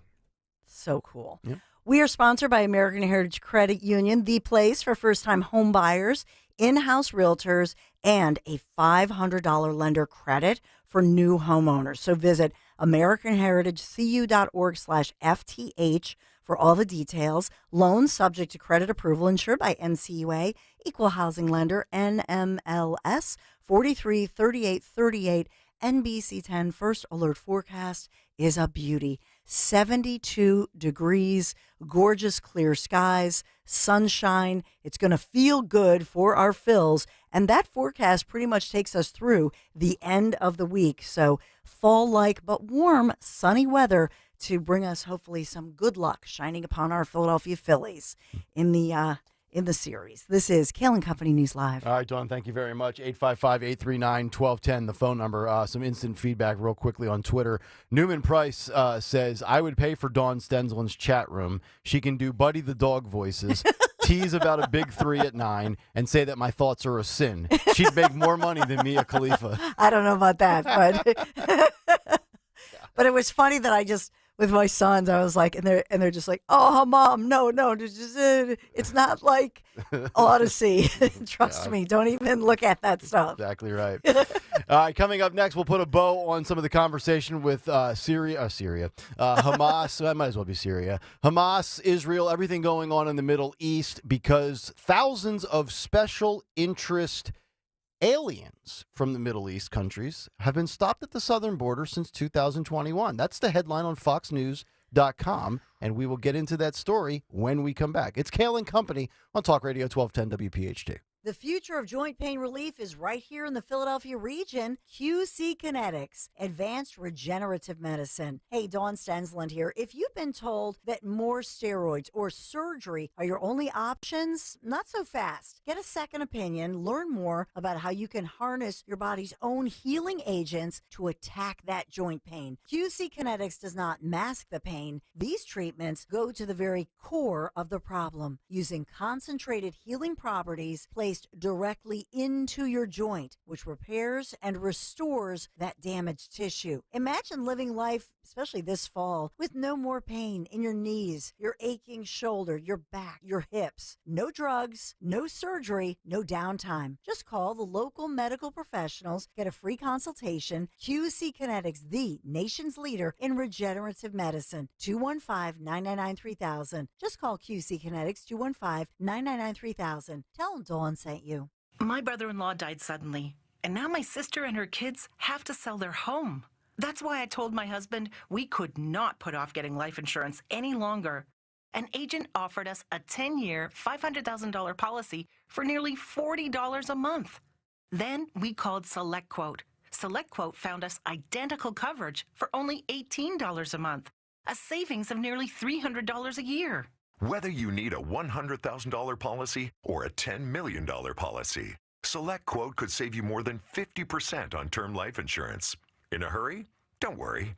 With SelectQuote, you can get up to $2 million in instant, affordable, same-day coverage with no medical exam. Call SelectQuote at 1-800-637-9116. That's 1-800-637-9116. Or go to SelectQuote.com. That's 1-800-637-9116. Full details on example policies at SelectQuote.com/commercials. When you need to know, depend on KYW News Radio 103.9 FM. Officials in Gaza say they cannot reach people who are trapped under rubble as a result of the barrage of airstrikes. Congressman George Santos has been indicted on charges including credit card fraud, wire fraud, and identity theft. And the Phillies host Game 3 of the NLDS against Atlanta tonight at 5:07. Aaron Nola takes the hill. Get the latest anytime on KYW News Radio. Now on Crystal Clear 103.9 FM. You've never needed us more. Hi, this is Dr. Brad Schaefer. As a podiatrist, I can tell you no two people's feet are alike, which is why I recommend Dr. Scholl's custom fit orthotic inserts. They're customized for your feet, so you get a unique solution your feet really need, not just a one-size-fits-all insole. They're clinically proven to provide pain relief for achy feet, knees, lower back, plantar fasciitis, and heels. Take the Dr. Scholl's custom fit orthotics assessment in Walmart today. now in the foot care aisle. If you're a dental professional, we have news for you. The Do That Dental Group, official dentist of the Philadelphia Eagles, is growing and looking for dentists, registered dental hygienists, dental assistants, and patient coordinators. Be part of something bigger and better with the latest advanced technologies and premier benefits for team members with paid time off, medical, life and disability insurance, flexible spending, 401k, bonuses, and more. Help Do That Dental Group keep the birds and their fans smiling this season. Go to PhiladelphiaEaglesDentist.com. Jalen Hurst here with Harley from Window Nation. Jalen, don't you love the home field advantage? Absolutely. Do you? I love that in the home improvement field, Window Nation gives you a big advantage. Like what? Custom-made, energy-efficient windows with tons of options, expertly installed and backed by the best customer service team anywhere. So that means lower energy bills, higher home value, and peace of mind? And savings, Jalen. So buy 2 windows and get 2 free, plus no interest for 2 whole years. Get the Window Nation advantage for your home. Call 866-90-NATION or visit windownation.com. I'm Tony Kornheiser, and this is my show. What, you expecting something different? Whether you're looking for deep, insightful dives into the day's top sports stories, that's why we have guests, right, Nigel? Or simply how to get change for 100, you'll find it on the Tony Kornheiser Show. From football picks from the best prognosticators in the business, including a monkey, to real-time baseball playoff analysis, to traffic in an area where you don't live. We got you covered. My friends come on, and you know them. Listen on the Odyssey app or wherever you get your podcasts. October at Parks Casino and the $50,000 trick-or-treat treasures. It's on, baby. Win and you'll have a close encounter with a creepy claw machine. Winners selected every 20 minutes. Friday, October 20th. Earn entries right now through October 20th for your chance to play the creepy claw with the $50,000 trick or treasures only at the #1 casino, Parks Casino, PARX. The hottest entertainment will keep you coming back for more. So 3,200 state-of-the-art slots, 115 table games, the best sports book on the entire East Coast. Joe Conklin's Comedy Night with New York's best club comedians every other Thursday night, of course, and the best local bands every weekend at 360 Lounge. So here's some top headliners coming soon to the X-Site Center at Parks. Comedian Michael Blaustein, Friday, October 20th. That's a big one. Howie Mandel, Friday, November 17th. Air Supply, Saturday, November 18th. Aaron Lewis, Thursday, November 30th. Michael Carbonaro, Friday, December 15th. And let's take you into mid-December as we look at Martina McBride, and that's December 16th. Parks is the ultimate destination for all the action, excitement, entertainment, fun for a date night, girls' night out, guys' night out, free parking, valet parking, electric vehicle charging stations for everybody. For all things Parks Casino, just visit parkscasino.com, PARX casino.com, Parks Casino and Sportsbook. This is how you win. Must be 21. Gambling problem? Call 1-800-GAMBLER. Kayal and Company mornings. Rich Cioli afternoons. Free speech lives here. Talk Radio 1210 WPHT.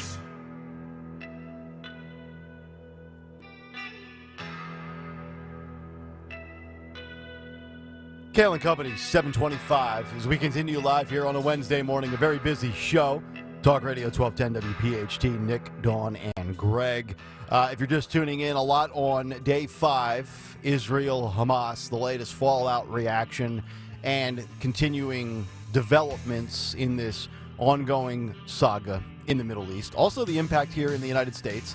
And earlier this morning, we talked a lot about Riley Gaines and her appearance at Happy Valley at Penn State University. Cut sheet 745, Tony Bruno at 825 as we keep it going here. And I'll put a bow on this conversation with everything going on with Israel and Hamas. The headline, "You are unfit to serve in the House." A New York congressman railed against squad member Ilhan Omar after the Minnesota Democrat, the Squad Dem, asserted that Israel should not fight back against Hamas and called its military efforts a war crime. Think about that for a second. So you get attacked and you respond with your military, and it's a war crime. Well, Republican Mike Lawler from New York's 17th Congressional District wrote on Twitter that Israel was just brutally attacked by terrorists funded by Iran, and you, Omar, want to cut off funding and military aid and equipment. You are out of your mind. and unfit to serve in the House of Representatives. This is why you were removed from the Foreign Affairs Committee, which is something that we talked about earlier this year in 2023. And you talk about unfit to serve. Basically, anybody assigned to protect the border in this administration, I would argue, unfit to serve based on the orders of this administration to essentially have open borders. And again, it's not people just coming up from Mexico trying to flee. It's just not cartel. It's not just drugs and sex traffickers or human traffickers. It is people around the globe. And from the Middle Eastern perspective, there are many people leaving those countries that have been stopped at the southern border in the last 2.5 years or have made their way into this country.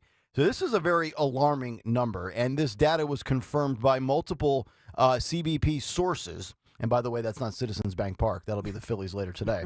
And reflects apprehensions between the ports of entry from October of 2021 to October of 2023. So these 2 years. And it shows that agents encountered 6,386 nationals from Afghanistan in that period, 3,100 plus from Egypt, another 659 from Iran, 538 from Syria.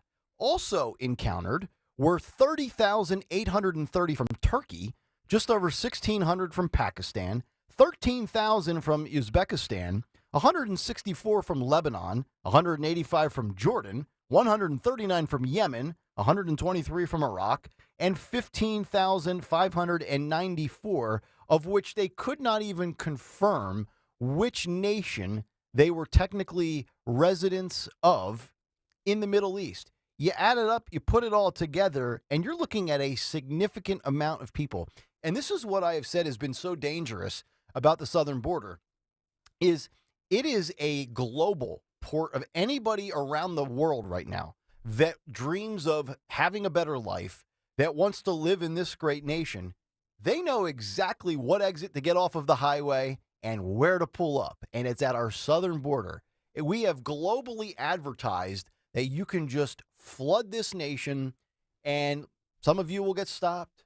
Some of you will slip through. Some of you will come with parents. Some of you not so much. Some of you are willing to crawl on barbed wire and razor wire. And you think about America's, security, our national security. It's not just worrying about being attacked by terrorists through the air or through the water or on land. I mean, you're talking about even at the most, and this is clearly a crisis, but at a, quote, lower level as far as the way media sensationalizes coverage, we're talking about something as simple as a kid in this country takes a drug thinking it's one thing, and it's laced with fentanyl, and next thing you know, the parent is burying the child. So you look at this, and I'm just, we mentioned this a few days ago. If you don't think that there are sleeper cells already in the United States that are plotting evil acts and have sinister intentions against us in the West with the same radicalized school of thought that Israel is dealing with over in the Middle East, you're sadly mistaken. And I just hope that our agencies have not dropped the ball on tracking these individuals, because we just saw a massive intelligence failure in Israel.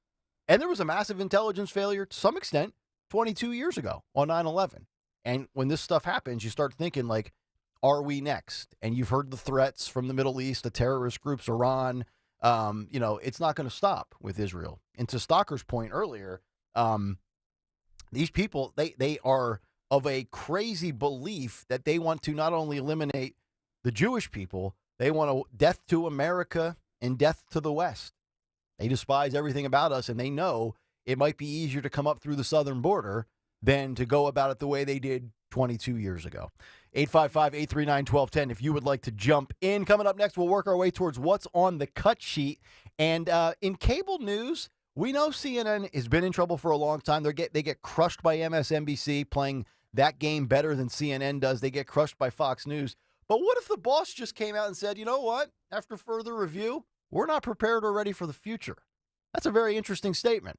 We'll get to that as we continue. Kayal and Company, back after this. Hi, this is Dom Giordano. You've heard me for years talk about the health benefits of Rescue Natural Supplements. After making their omega-3s as part of my daily routine, from supporting heart health to promoting pain relief, they provide essential nutrients that impact our bodies in so many ways. Listen to this recent comment from Jeff. He says the benefits of Rescue Omegas are worth it. Helps reduce my inflammation and lower my cholesterol. Been taking it for years. See, people like Jeff have trusted Rescue with their health goals, and now it's your turn. For a limited time, use the code OMEGA50 for an exclusive buy one, get one free offer on any of the 7 Rescue Omega-3 choices. To get this special radio offer, call 800-26-ALIVE, 800-262-5483. Use the code online at res-q.com.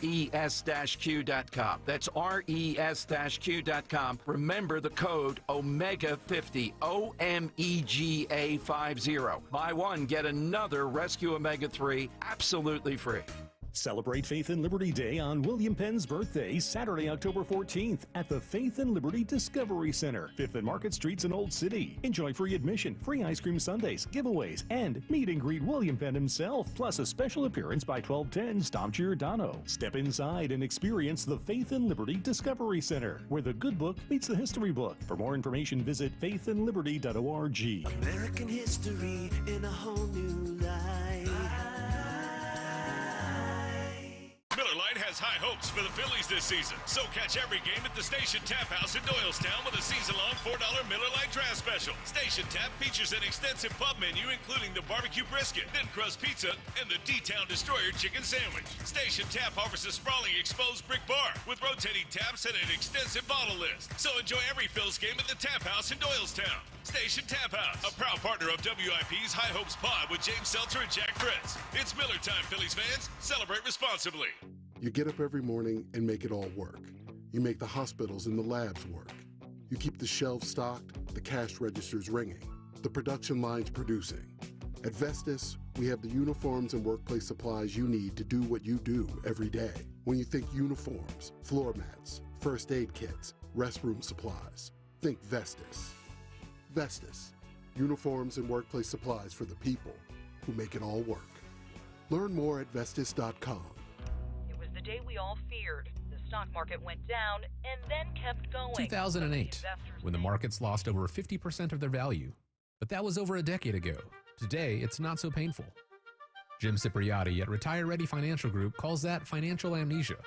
When you forget the pain of losing half your savings, and more importantly, ignore the fact that it can happen again. A complimentary consultation from Retire Ready Financial Group can show you where you stand now before the next market pullback.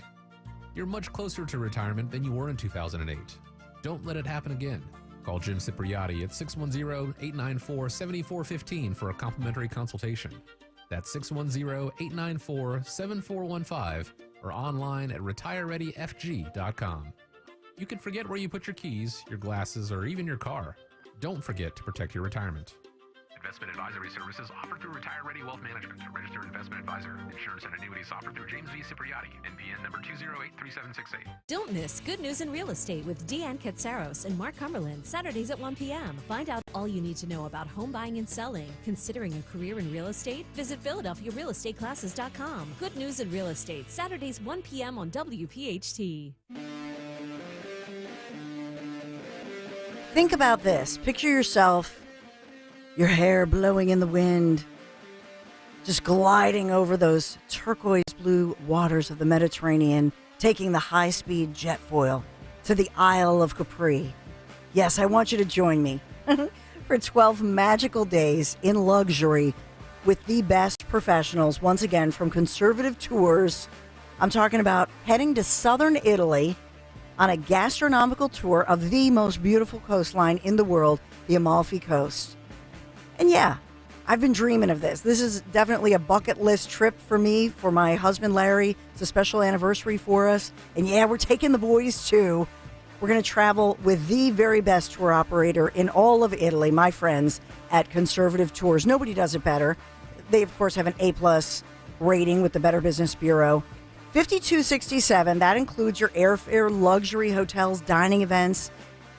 Just call toll-free 888-733-9494. You can go to conservativetours.com And you'll see my picture there, and they have the full description, the full itinerary of what we'll be doing, what you'll be doing for 12 days. Oh, I can't wait to visit the Abbey of Monte Cassino and checking out, thanks to Conservative Tours, some of Italy's best-kept secrets. Puglia, medieval Caserta, Sorrento, Pompeii, a chance to see the great sites, all the ancient sites there in Rome, the Colosseum, all before heading home. Join me next spring, a luxurious trip to Italy. See you on the Isle of Capri. Call now, 888-733-9494, conservativetours.com. Tell them Dawn sent you. Hey, Paoli, we know your favorite station is Talk Radio 1210 WPHT. Always live on the free Odyssey app.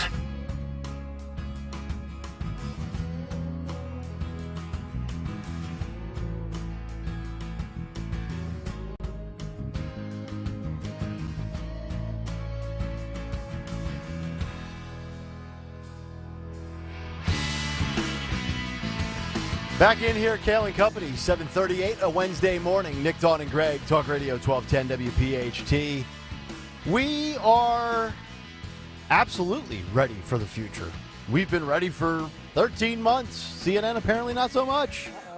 You know, I've got to give this show, this station, a lot of credit, really the company.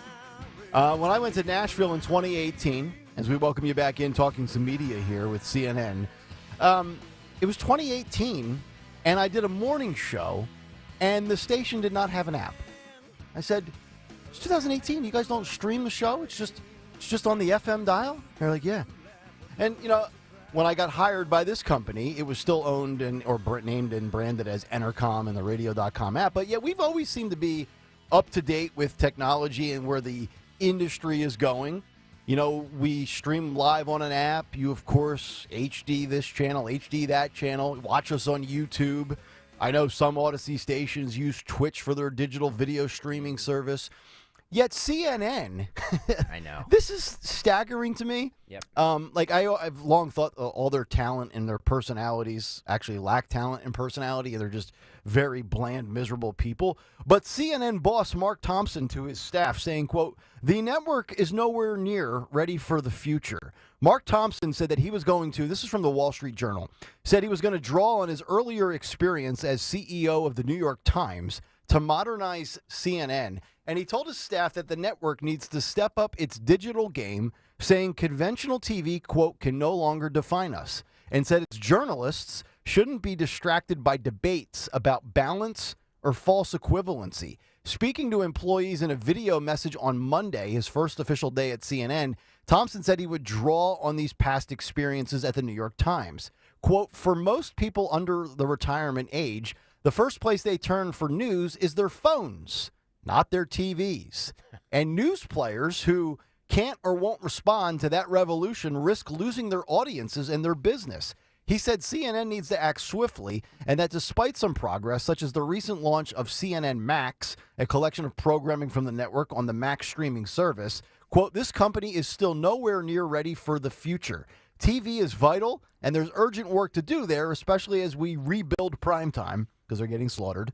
But TV is also too dominant in CNN and digital too marginal. Wow. Stalker, I think, as a brand manager, and Dawn, as somebody that's worked in news television, you evolve or you perish, and it seems like he realizes that. Yeah, you have to adapt with the times, or you're going to, everybody. We went through at the beginning of this year the threat that AM radio might go away and not be in new cars. Mm-hmm. Luckily, they stepped in and stopped that. But, there was a real possibility that could happen. So, I'm not going to, cry and complain about it. I'm going to say, okay, so if you're not able to get us here, where else can you get us? Mm-hmm. So we did YouTube, and we have the Odyssey app. And by the way, I said this at the outset of the program this morning. Yesterday on the Odyssey app from 6A to 7P, that's all day for you out there in Radioland, is Prime, the Prime day parts, as they call it. Yes. We had our biggest streaming numbers of the year yesterday from 6A to 7P. So is that on Odyssey? Yes, that's on the Odyssey app. So we're we're doing just fine on the, we need to, and we stepped into it. Like we're embracing it. I'm not scared to run from. I want everybody to consume what we do here all day long, and because I think it's a product that works. I'm proud of what we do here, and I want as many people to consume it as possible. So wherever people are getting their things, whether it's podcasts, whether it's streaming, whether it's YouTube, I want people to be able to see it and hear it. Yeah. And Dawn, you've worked in news television for a long time, and you've said CNN, when they were at their best, they had boots on the ground, they had their people out in the field. But it seems like it's more than that because, let's face it, today's generation, all they care about is a little device in their hand. And I know Greg Stocker likes to tell us, can we stop getting our news from Twitter? But people don't flock to the television for their news like they used to anymore. Yeah, and I can testify that as far as teenagers and college age, they don't get their news from Twitter. They're not on Twitter. And so they are going to the most authentic sources they can find, and they're very savvy and very cynical. And so that is evolving as well. So we've talked about for years the fact that television news has been dead. It just doesn't know it yet. And so it's just generational at this point. Yeah. So once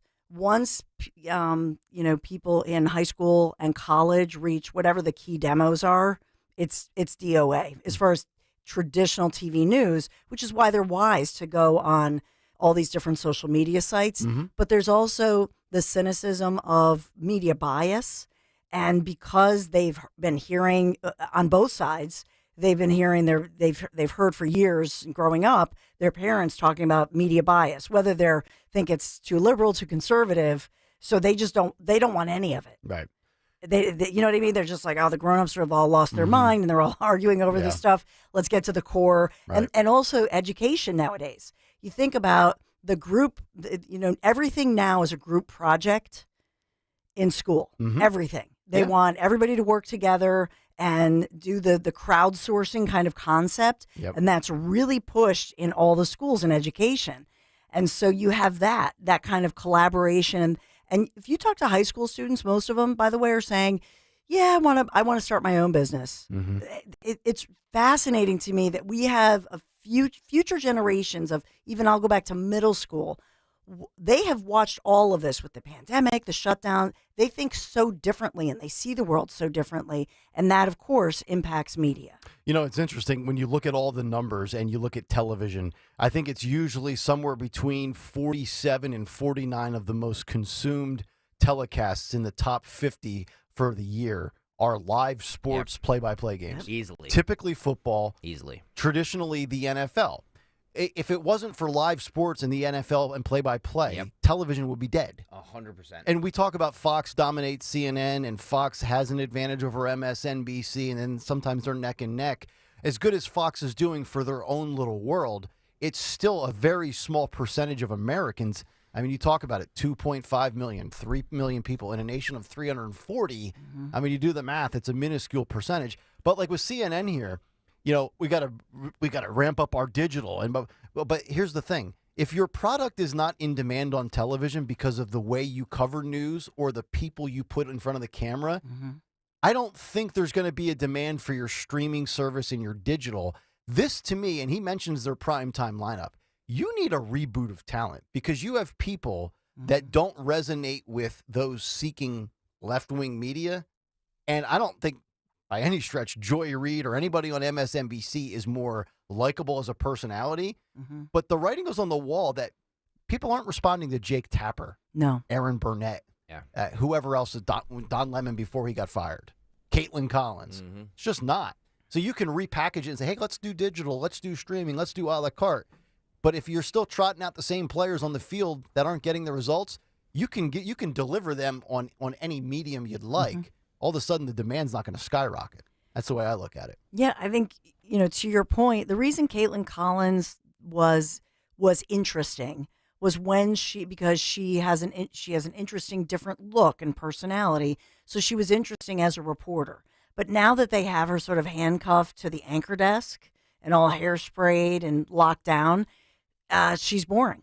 I've never watched her show once other than the cut sheet. Yet I still, having seen her for all those years covering the Trump White House, I can't picture her giving me an 8-minute captivating monologue. No, because that's not her skill set. Right. And so she was interesting because she was edgy. And she was very young when she started out. Remember, she was confronting Trump and back and forth and busting chops, but she had an edge about her. Now, she just doesn't resonate. None of them do. It would be like Fox giving Peter Ducey a show. I don't think it would work. As good as he is at busting Karine Jean-Pierre or challenging the administration, it doesn't mean you will have that gravitas in a prime time spot to command the hour. Like the Hannitys, the Tuckers of the world, they get on there and they own it. I don't feel like Caitlin Collins can own that moment, nor do I find her appealing. Yeah. And she's got guts. And think about it. Think about the one debate. I mean, we love Dana Perino, who has a great background, having worked she didn't start in television. She worked under the Bush administration. Right. She's had those various jobs and has had a fascinating career where she's worked very hard. I love Dana Perino. I didn't think it served her best when she was a moderator in that one debate. Yeah. With that English dude who I don't, Stuart Varney, and he was horrible. Good God. So that made it difficult. But I'm just saying that talent does matter. Yes, it does. And talent always prevails. 855-839-1210. 748. It's a midweek What's edition of What's on the Cut Sheet. What's on the Cut Sheet? What's on the Cut Sheet on this Wednesday is brought to you by our good friends at Cherry Hill Volvo, where they have ample inventory of brand new and beautiful pre-owned Volvos. Enjoy the luxury experience you deserve. They always go the extra mile for their customers because relationships matter at Cherry Hill Volvo. Check them out on Route 70 in Cherry Hill Volvo, where relationships matter. Nick, I want to piggyback us off something you were talking about. Who's consuming TV these days, and sports is always the big winner. Football especially, World Series too, but football especially. I've been sitting on this for a few days, but it's the perfect time to bring this out. So Al Michaels was on with Chris Wallace on Sunday night, and they were discussing all kinds of things, but it's the very end of this that I want to get your reaction to, because they talk about will the World Series, Super Bowl, all that stuff ever be on streaming services that you have to pay for? Okay. Keep in mind, Al Michaels is on Amazon Prime now. Exactly. Guys in the back, you don't have this, so this is audio only. Cut 10. Do you think Congress would ever allow the World Series or the Super Bowl to be on pay-for-TV streaming? Years ago, I would have said no. Now, all bets are off. Anything is possible. It wouldn't surprise me. What do you think about that? I think he's spot on. I also think he's playing to his current employer, because Amazon Prime as a streaming service plucked him away for Thursday Night Football, took him away from NBC television and gave him a boatload of money. You okay? Uh-oh. Sorry. You swallowed a fly. Yeah. No, I'm just kidding. Al Michaels has always hit me in the soft spots and my feels. Give me 1 second here. Uh-oh. There we go. Yeah, so I think he's spotted. Now he is, I think, playing to his employer, like I said, with Amazon Prime. But nowadays, on Sundays, none of my I'm like a relic.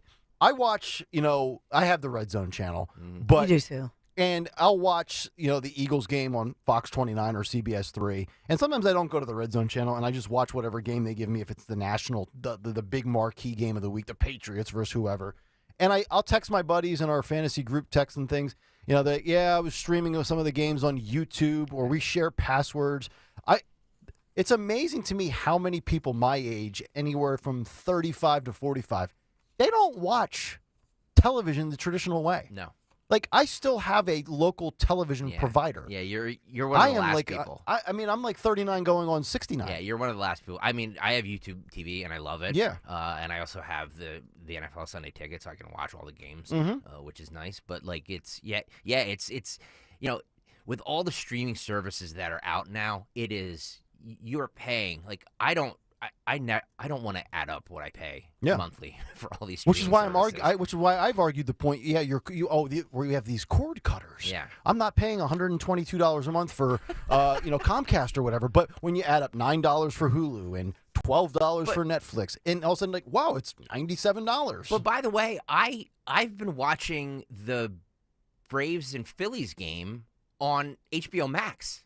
Really? Because now, because they stream CNN there. They have their own streaming system now. Okay. So when Apple TV has a thing where it has like your favorites and what you've been watching. So when the Phillies come up on I just click it, and it takes me to whatever it takes me to, and it's been taking me to HBO Max, or Max, whatever it's called There's now. no doubt, because the Super Bowl is rotated between Fox, CBS, and NBC on a every year, 3-year basis. So, but think about these streaming players now. You have Amazon Prime, you have Apple TV, you have YouTube, which is owned by Google. There's no doubt that one of those companies will make the NFL such a sizable offer that they will pull away the Super Bowl from traditional broadcast television. I absolutely see that happening in the next 10 years. I think it would be one last thing on this, and then we'll get into all the hard-hitting audio I have. I just wanted to start with something that wasn't, you know what I mean? Should we get it back to the Eagles? Yeah. I think it would be a mistake for these companies, the NFL, to put the Super Bowl on a streaming service. Really? Because if you think about it, there are very few things. We used to be able to come in on a Monday morning and talk about a show that everybody watched on Sunday night, Soprano, whatever it was. Yep. And Breaking Bad. We don't have those communal experiences anymore where we can all, because everybody's, they have streaming services, they're all watching different things. The Super Bowl is the one thing that like 90 million people tune into, and you can go on the radio the next day and talk about it, or go to the water cooler the next day and talk about it, because everybody watched. Well, there's something for everybody. There's sports, there's entertainment, there's Yeah. pop culture, there's music, there's dancing, there's commercials. Yeah, you don't have that anymore. And I think we miss that communal experience of everybody watching the same thing and talking about it the next day. And, there was something cool about that. Now everybody goes into their own little silos and watches whatever they watch. We have more tribalism in this nation than we've ever had. It's true. In every aspect. And by the way, too, one last thing. We talk about how, Fox News, very small percentage based on how many Americans are in this country. Is it me? I've always been blown away by the fact that people rave about the Super Bowl, and I get it. It's widely watched. And you say, let's just say it was 90 million. Well, that still leaves 250 million that didn't watch it, in theory. So my question is always what's the rest of the country doing on Super Bowl Sunday? I agree. Ipso facto on the YouTube chat says, Greg, it's because shows suck now. I disagree with that. I think that there's a lot of quality TV on. I just think that it's hard to find because they're all scattered on different. I think it's oversaturated. It's not 3, 6, and 10 anymore. It's not the sitcoms. It's not the dramas that are on. There's so many different streaming things. Somebody's watching this on Netflix. Somebody's watching this on Hulu. Somebody's watching this on Apple TV. That you can't find everything. There's not one communal thing that everybody's watching. I'm going to be a little hypocritical here and kind of play both sidesism here, like you, like the MSNBC would do with Israel and Hamas. But I love the fact that as a content provider, there's more outlets to provide your content than ever before. Yeah. But my God, the media opinion business, sports, news, entertainment there's so much of it. Yep. It's oversaturated. Agreed. All right, let's get back to this. So I mentioned this earlier. Jake Tapper was interviewing Representative Elisa Slotnick. She's a Democrat, but they were talking about anti-Semitism and how I brought up the fact that, look, during the Trump years, everybody was talking about white supremacists with tiki torches, and white supremacism and anti-Semitism has never been more apparent and more on display than it is now. I give you what happened in the Middle East over the weekend and college campuses, and what's happening in Congress too with our squad Dems. They address this. This is cut 5. There does seem to be. Look, we've spent a lot of time during the Trump years looking at anti-Semitism on the right. These last few days have been a real eye-opening period for a lot of people, a lot of Democrats, a lot of progressives, in terms of anti-Semitism on the left. A lot of people who seem more shocked at dehumanizing language used by world leaders to describe Hamas than what Hamas actually perpetrated on Saturday. Yeah, I mean, look, anti-Semitism should be stamped out wherever it is, on the right or on the left. And we shouldn't look more glowingly on it if it comes from our side, right? So Republicans need to strongly condemn the grievous anti-Semitism that I've seen on their side, and we need to absolutely go after anti-Semitism on the left. And that it should just be a standard thing and not a political thing, whether you condemn it or not. Democratic Congresswoman. You know, there's been, to Greg's point, for so many years, the red MAGA hat meant blah, blah, blah, blah, blah. Yet here on the left, where all they do is talk about the isms and the phobics of society, racism and white supremacy, transphobic, homophobic, yet I'm stunned that the left, which is that's their playbook, and yet here they are with anything but being supportive. Yep. You know, like there's almost no sympathy. It's like, well, they're almost trying to rationalize. And by the way, too, I want to, well, they're not saying we stand with Hamas, we stand with Palestine. So just because you take out the H word and put in the nation of Palestine, you're not fooling those that have a brain, that we clearly realize that you are very anti-Semitic. Yes. Or, well, Jews had it coming, and the NYU Bar Association lady, well, this was necessary. Really? It's what is happening with a lot of these squad Dems, Ilhan Omar and the like. It's this, I said this earlier, that it's not the blatant tiki torches, guys saying, you will not replace us, or Jews will not replace us. This is more subtle. Mm-hmm. This is more. On college campuses. You have it's the occupying forces in Israel and the apartheid that's happening and all of these buzzwords, Zionism, all of these Zionists, excuse me, all these buzzwords that are used to really put a coating on what's really at the root of this, which is anti-Semitism. Yes. I mean, it's remarkable to me how many squad Dems that, whether they'll admit it or not, it's blatantly obvious at this point, they are anti-Israel and they are also anti-white. Yeah. But, power to the people. Sick of all of them. I've told you. You're like the bus driver. Yeah, I really am. Like the squad Dems, I can live with, your classic liberal out there, your moderate Democrat. But the progressives with their policies drive me up a wall. And then within that faction, that vocal little group of squad Dems, to me, they are the lowest form of politicians. This is going to tug at some heartstrings here. And I waited. There's a reason I waited till 8 o'clock to play this. Oh boy. This is an Israeli mother. Oh, jeez. Who was interviewed by Andrea Mitchell, who she was on the phone with her children when these Nazis came in and kidnapped her children, and I guess the father of her children, and I guess their stepmother or whatever it is. And she describes what that was like. She was on the phone with, I guess, her 12-year-old son when this whole thing was happening. Andrea Mitchell, to her credit, did a very good job of getting this out of this mother. But just remember, when we stand with Palestine, just remember what exactly these animals remember do. What you're standing and advocating for. Exactly. Cut 3, guys. No. We now have the mother back on with us. We were going to ask you about what you were saying to your boys. You were trying to keep them calm. Tell us about that conversation. Yeah, I was on the phone to them and then trying to calm them down, saying, the military is going to get there and they're safe and they're in their home. This is what we always tell them. And then at approximately 8:30, they started hearing voices of the door breaking. They were with me on the phone, and I asked them to be quiet, to stay quiet. They were in the safe room, which is a bedroom of the eldest, who's 16, as I said. And about 10 minutes later, I could hear people speaking in Arabic outside their door. And they broke in, and the last thing I heard was the youngest, who's 12, saying to them, "I'm too young, don't take me." And that was it. That was the last time I heard from them. I am so sorry. We were all thinking about you. Have you heard anything from the government? No, unfortunately not yet. Well, the army is now getting in touch with families, I know, and I'm keeping my hopes up that they're alive and well.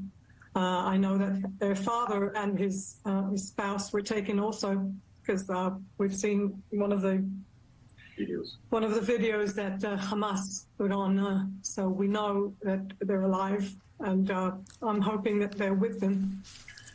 And as they took hundreds of children, babies, women, and elderly people, some of them from the place I live in, I'm hopeful that they're all together and that they have other people that they know around them to keep them safe and to give them a hug.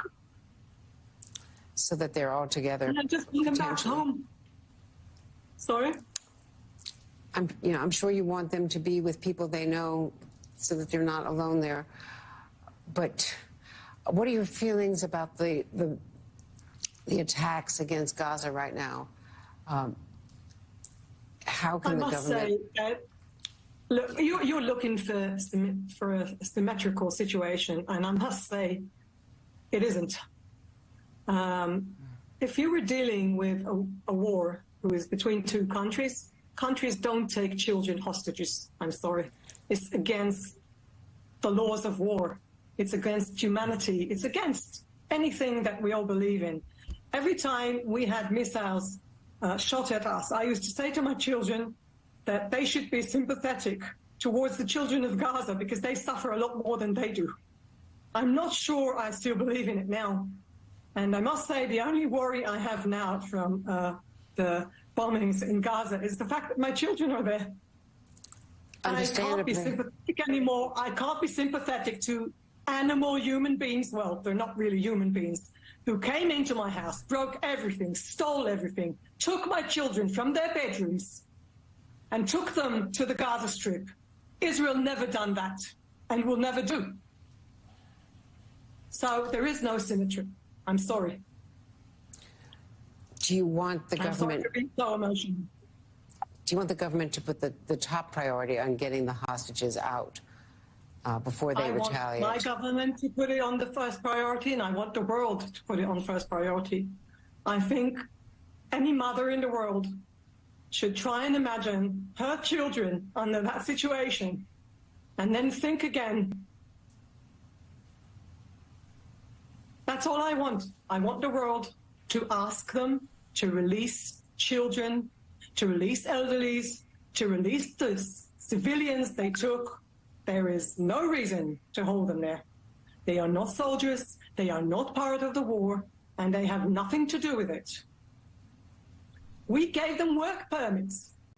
We really believed that this was the way to move their economy, to reconnect these two so-called countries. This is not the way a country behaves. This is a way that a terror organization behaves. I'm sorry. So again, there's no symmetry. So let's think about this. The same segment of society and politicians that believe the officer should be in jail in Philadelphia that shot and killed Eddie Irizarry charged with first-degree murder. The same group of people that think Daniel Penny is in the wrong for what he did to Jordan Neely condone or don't condemn what we are seeing and what you just sat through there with Israel and Palestine and Hamas. Allow that, all of that logic to marinate there. And, that kid there that was abducted, and he said, don't take me, I'm too young, I'm only 12. In the world of these savages, 12's not even young enough, because we just found out yesterday that they beheaded 40 babies. Yeah. 40 babies. And then imagine arriving at the conclusion that you could say that this was necessary. All in the name of their God, Allah. Right. Yeah. Okay. Let me just repeat that again. Let me just repeat that again. Yeah. They're doing this all in the name of their God, Allah. Yeah. Okay? Yeah. Come at me. I don't care. Okay. I'm done caring. Yeah. I'm done caring. Go ahead. I played that. That was almost a 5-minute clip. Yeah. I never play a clip that long. I know. Because people's attention spans are... You kill me if I want to play a 90-second clip in the big take. I do. But people's attention spans are short. But I think it's important to play that. I think it's important to hear that perspective in the light that in the conversation of you hear all of these nudniks on college campuses standing with Palestine and all of that stuff. That's what these people are doing. It's so disturbing because we said this many times. No parent should ever have to bury their child, right? It's the other way around. And we're talking about, like, your child getting cancer or something. Now imagine being on the phone with your child and the door gets kicked in, and then these savages are obviously shouting, and next thing you know, the phone dies or whatever, and you have no idea if your child is a captive, that's a prisoner, as a hostage, if the kid has been mutilated and maimed. You have no idea. Imagine trying to sleep that night. Well, let me ask you guys a question then. If you are you hear all these stories and there's hostages, they're keeping them alive because of, that's what they do.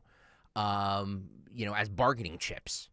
What do you do knowing that there's definitely kids, women involved in these hostages? What do you do as the Israeli government? Do you Well, the first thing you have to wonder or ask is, in order to have these innocent children freed, what are the terrorists asking for in return? And then you have to kind of, the scales of the balancing act, right? Well, I mean, that's if the reports are true that there's about 150 hostages, some of them Americans. Yes. What do you do you? I hate to say it, but do you sacrifice those 150 to save? I don't you can't negotiate with crazy, right? Agreed. But and these people are crazy, so there's no rationalizing and getting them to see the light. I mean, they like we've said, this is biblical stuff. They view this as a holy war. This is not just battle over land. This is battle over your religious way of life and your belief system. I've heard so many people locally who've made the point that, and they have family members over there, that it's such a small area, relatively speaking, that, it's not just, you think of it as a country, but it's a small area. So everybody knows somebody who's either a hostage or who was killed or injured. And so it becomes very personal, no matter which side, whether it's a Palestinian person, whether it's an Israeli, you know what I mean? It's very personal. And it's personal over there, but it's also personal here. And this only gets worse from here because right now as we speak, I mean, the gunfire continues. Israel is ready to now put boots on the ground, so-called, and go in a ground force measure. But as well in the Gaza Strip, where the Palestinians are being contained, the last of the electricity. The electricity is done. Yep. And so they're cutting off the water. They cut off the electricity a couple days ago. This is a health and humanitarian crisis. It is. Persistence over resistance on the YouTube chat says, is God the problem here, Greg? That's not what I said. I said that it's their God that they pray to, their book that tells them that what they're doing is justified. Justified. Correct. That's what I'm saying. They take their book literally. So no, because there's plenty of people that believe in God and all the stuff that don't carry out these horrific. Right. We don't see Christians out there trying to kill Muslims and say that Christianity is the only way to live your life under the religious specter. Let me say this for a third time on the show. I'm coming at this from a person who's non-religious. Right. All I'm saying is that there's only one religion that justifies this stuff. That's all I'm saying. Well, what about special forces going in there to rescue some of these civilians, American civilians? So I'm hearing conflicting reports. I saw a report early this morning in the Daily Mail that we have SEAL Team 6 and at the ready to go in and do a badass mission to bring our people home. John Kirby was asked about this yesterday because he did a press briefing, which I have a bunch of cuts here from. But he was asked about this, and he said that they're not prepared to do that at this time. I'm not sure if he was playing a little rope-a-dope here, but this is cut 4, guys. Well, John, it's Brett Baer. We obviously heard from families of Americans in Israel who say that their family members are being held hostage, despite that lack of confirmation on your side. There is this call for the U.S. to do more. Is there more that can be done currently? In terms of the hostage crisis, again, we're focused right now on making sure that we make available. We have great expertise here in the law enforcement, intelligence community, and even in the military on hostage recovery techniques and tactics, and we are offering that expertise to the Israelis, and obviously we'll continue to work with them. We're also working to improve the information flow and intelligence sharing between us and the Israelis, specifically with regard to this hostage crisis. Obviously, this is more difficult than any other sort of a normal hostage or wrongful detention scenario, because we don't know how many they have, really. We don't know where they are, and it's an active scene of war. It's active combat right now, which greatly complicates any kind of recovery operation or endeavor. Doesn't mean that we turn a blind eye to it. And even if there are no Americans in this group, we're still going to offer that support to Israel as best we can, and as much as they'll accept. But are you ruling out some kind of special operation to rescue American citizens? I'm not ruling anything in or out, Brett. We're not prepared to do that at this time. We just don't have enough information to get into policy possibilities and options. We obviously take the safety and security of Americans overseas very seriously. President Biden has made that clear, and bringing home now almost 40 Americans that were wrongfully detained. We'll certainly act with that same sense of alacrity and urgency here and seriousness. But again, we just don't have the numbers that confirm. We don't have the information to be able to talk with any great specificity about what the options might be. As always, just like Karine Jean-Pierre would say, the president takes this very seriously. We don't have any answers for you. We can't tell you what we're going to do, but we do take this very seriously. The president has been briefed. Yeah. He's been aware. Well, like I said, there's a report that that SEAL Team 6 is on the ready. Okay. So we shall see. I don't know if that's true or not, but all right. 855-839-1210. Let's grab a couple of calls here in the cut sheet on what's going on in the Middle East as we go to Chris in Feasterville. Chris, you go right ahead, sir. Hi. Hi, guys. Great show, as always. Thank you. I just wanted to give a little background. My parents were born and raised in New England, and my father was a chemist, and he got sent around the world to a lot of places. As a result, I was born in Iran. And I also grew up a bit in Egypt, so I spent a good part of my childhood growing up in the Middle East. And I just wanted to support Greg's view because this is part of their religion. It's they look at it as a part of their mission in the name of Allah to basically subjugate and kill infidels. Mm-hmm. And they and you can actually see it in, like, they don't allow intermarriage between their sons and daughters with Christians or Jews. Right. And if they do, it's considered like a family dishonor. And there have been cases in this country where immigrants to this country where fathers had killed daughters for dating Americans and Christians and Jews. So Greg is completely right. He's completely right. There was a poll done some years ago where they asked Muslims around the world if they agreed with the point of view that everybody should, that Muslim is the primary religion, and like it was like 75% agreed with that. So this isn't some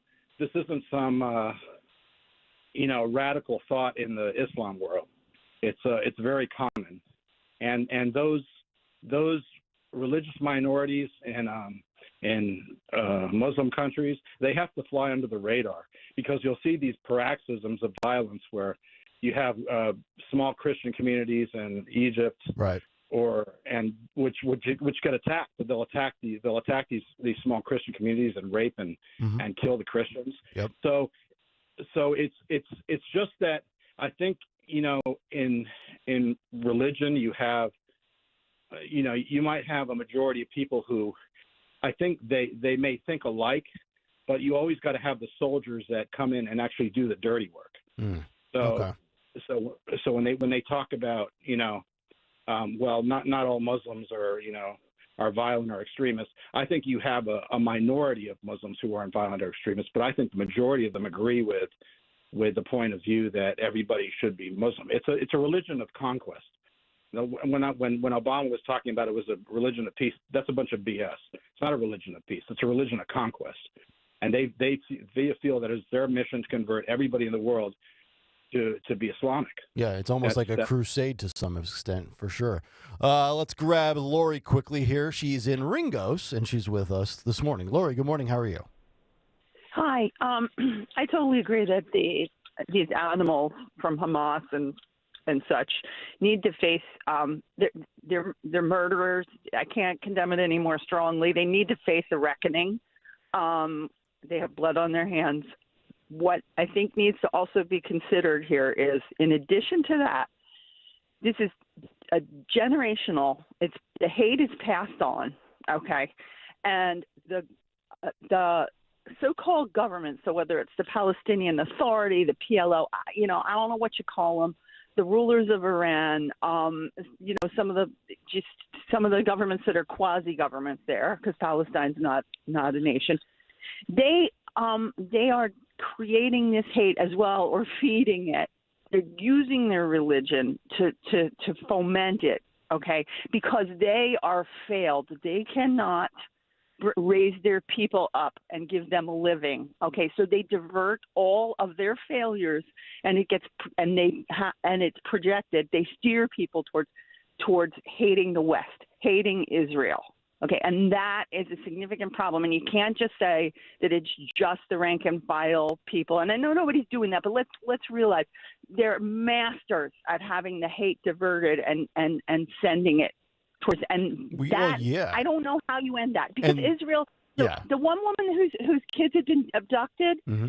She said it. She said that the Israelis give work permits. There are tons of Palestinians that live and work and get their economic welfare through being part of Israel. Yeah. Okay, and this is the rejection of it by hatred that's been fomented by failed governments, failed states that can't and the hatred help their own is people. Spread beyond just those in the Jewish community, Lori. It's spread to anybody that supports Israel. So if you support Israel and you're the United States and you're the West, you're on their radar. If you are England, if you're any other Western nation that is of Christian belief, or even just opposed to what these radicalized terrorist groups are doing, they want you dead as well. And it's like a crusade. It's never going to end. It's like we said, well, if we take out Osama bin Laden, you've defeated Al-Qaeda. You've taken out the figurehead, so to speak.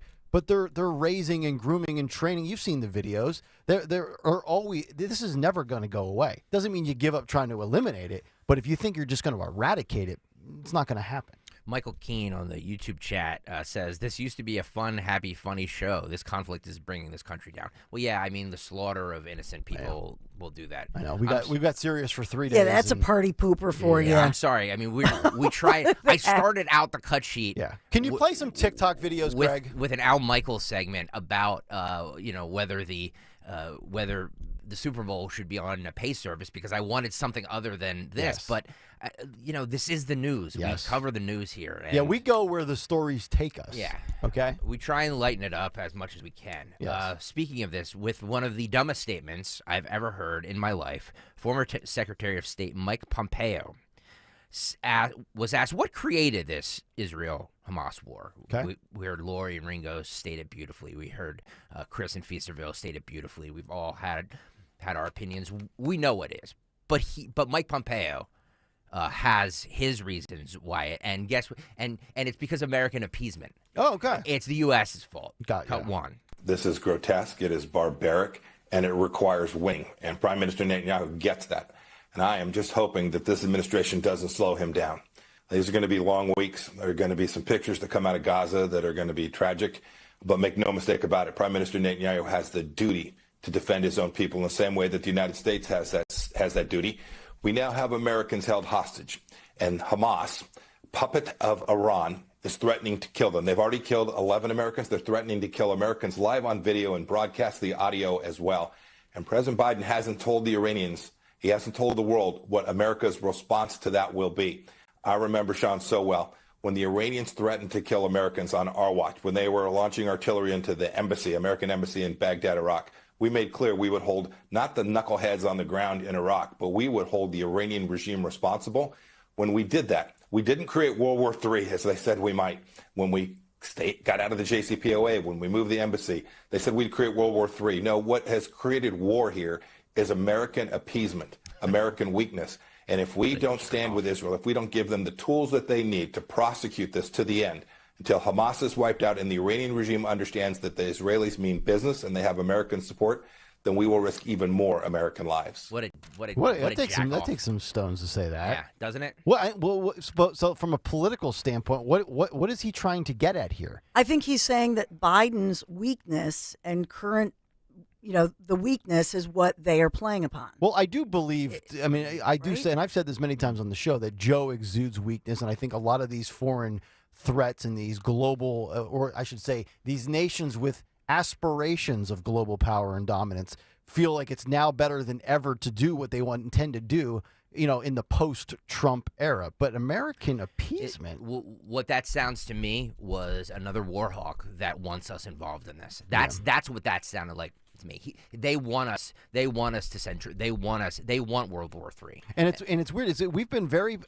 I don't want to say passive aggressive is the word, but we just keep funneling money to Ukraine, right? And we're going to kind of dance around this a little bit, and we kind of tiptoe around China and Taiwan. It's like we want to say that we're keeping an eye on you, and we will act if necessary, but it does come off like very anti-Trump of, hey, I've got the bigger red button. Well, I'm just curious, when this happened almost exactly in 1973, was that our appeasement too? Was it the Richard Nixon appeasement? Like I'm just curious, if we're going down this road, right? Was it the Nixon administration who helped? It's just ridiculous. These people are going to fight for, they've been fighting for centuries. Yeah. You know what I mean? Since the beginning of time. Nixon was widely praised. If you read about it, I forget whose book, but if you read about it, the history, Nixon at the time was widely praised for his reaction in 1973 by the Israelis. Is still praised by them. Well, there was for his swift action. There was an Israeli general that was on Fox News the other day who praises Biden for his response. So Interesting. I'm just saying. Jake Sullivan took to the press briefing as well. We talked a lot the other day about intelligence failures, which is going to be, we should really wait till the dust settles until this, because I think this is just the beginning of this conflict, to be honest with you. But we should really wait till the dust settles to really dig into what this is. I don't think now is the time to have that discussion, but hey, that's what we're doing, right? So was it U.S. intelligence failure? Was it Israeli intelligence failure? What happened? Why were they able to do this? Jake Sullivan was asked about this. Cut 8. That's a question for you to ask the Israeli government. Obviously, the Israeli government has placed a high premium on its intelligence capacity as it relates to Hamas, as it relates to the West Bank, as it relates to Hezbollah. And why it is that they did not have warning from this is not a question that I can answer from this podium. What about U.S. intelligence? Was there anything in what crosses your desk that would suggest that this was coming? We did not see anything that suggested an attack of this type was going to unfold any more than the Israelis did. I think it's mostly the Israeli intelligence community that failed. But when he talks about an attack of this size and this magnitude, that's why we're asking the question of what is going on here, because this was not suicide bomber in a car. This was not a rogue, isolated, small group. This was a full-fledged attack on humanity. You talked about it when they were at the, was it a beach or wherever, and they were coming in on paragliding craft or whatever you want to call it. I mean, this was a full-fledged, all-out, and there was radio silence in the intelligence community that nobody saw this coming, which now we're hearing started being planned as soon as August. You had 2 months and you didn't pick up on anything in this day and age with technology, where you pick up on, online chat rooms and cell phones and towers and communication. Come on. It's hard to believe. I mean, look, they said the same thing about us in 2001. Yeah. How could, these lunatics have hijacked, 4 planes and driven them into, you know what I mean? Mm-hmm. So flown them into buildings. Yep. You know, I'm just going to say the history piece of 1973, October 6th. Yes, because it was, by the way, it was Dr. Kissinger, widely respected by Democrats and Republicans, who was able to negotiate that peace agreement. It was a done deal and a ceasefire. Kissinger was a war criminal, too. Okay. I'm just saying that it was considered a success, and a ceasefire was in place by October 24th. And it was, by the way, Egypt and Syria, and it was Russia at the time backed, right? It was communist Russia. Russia's always had their hands in the They're Middle always East. in there.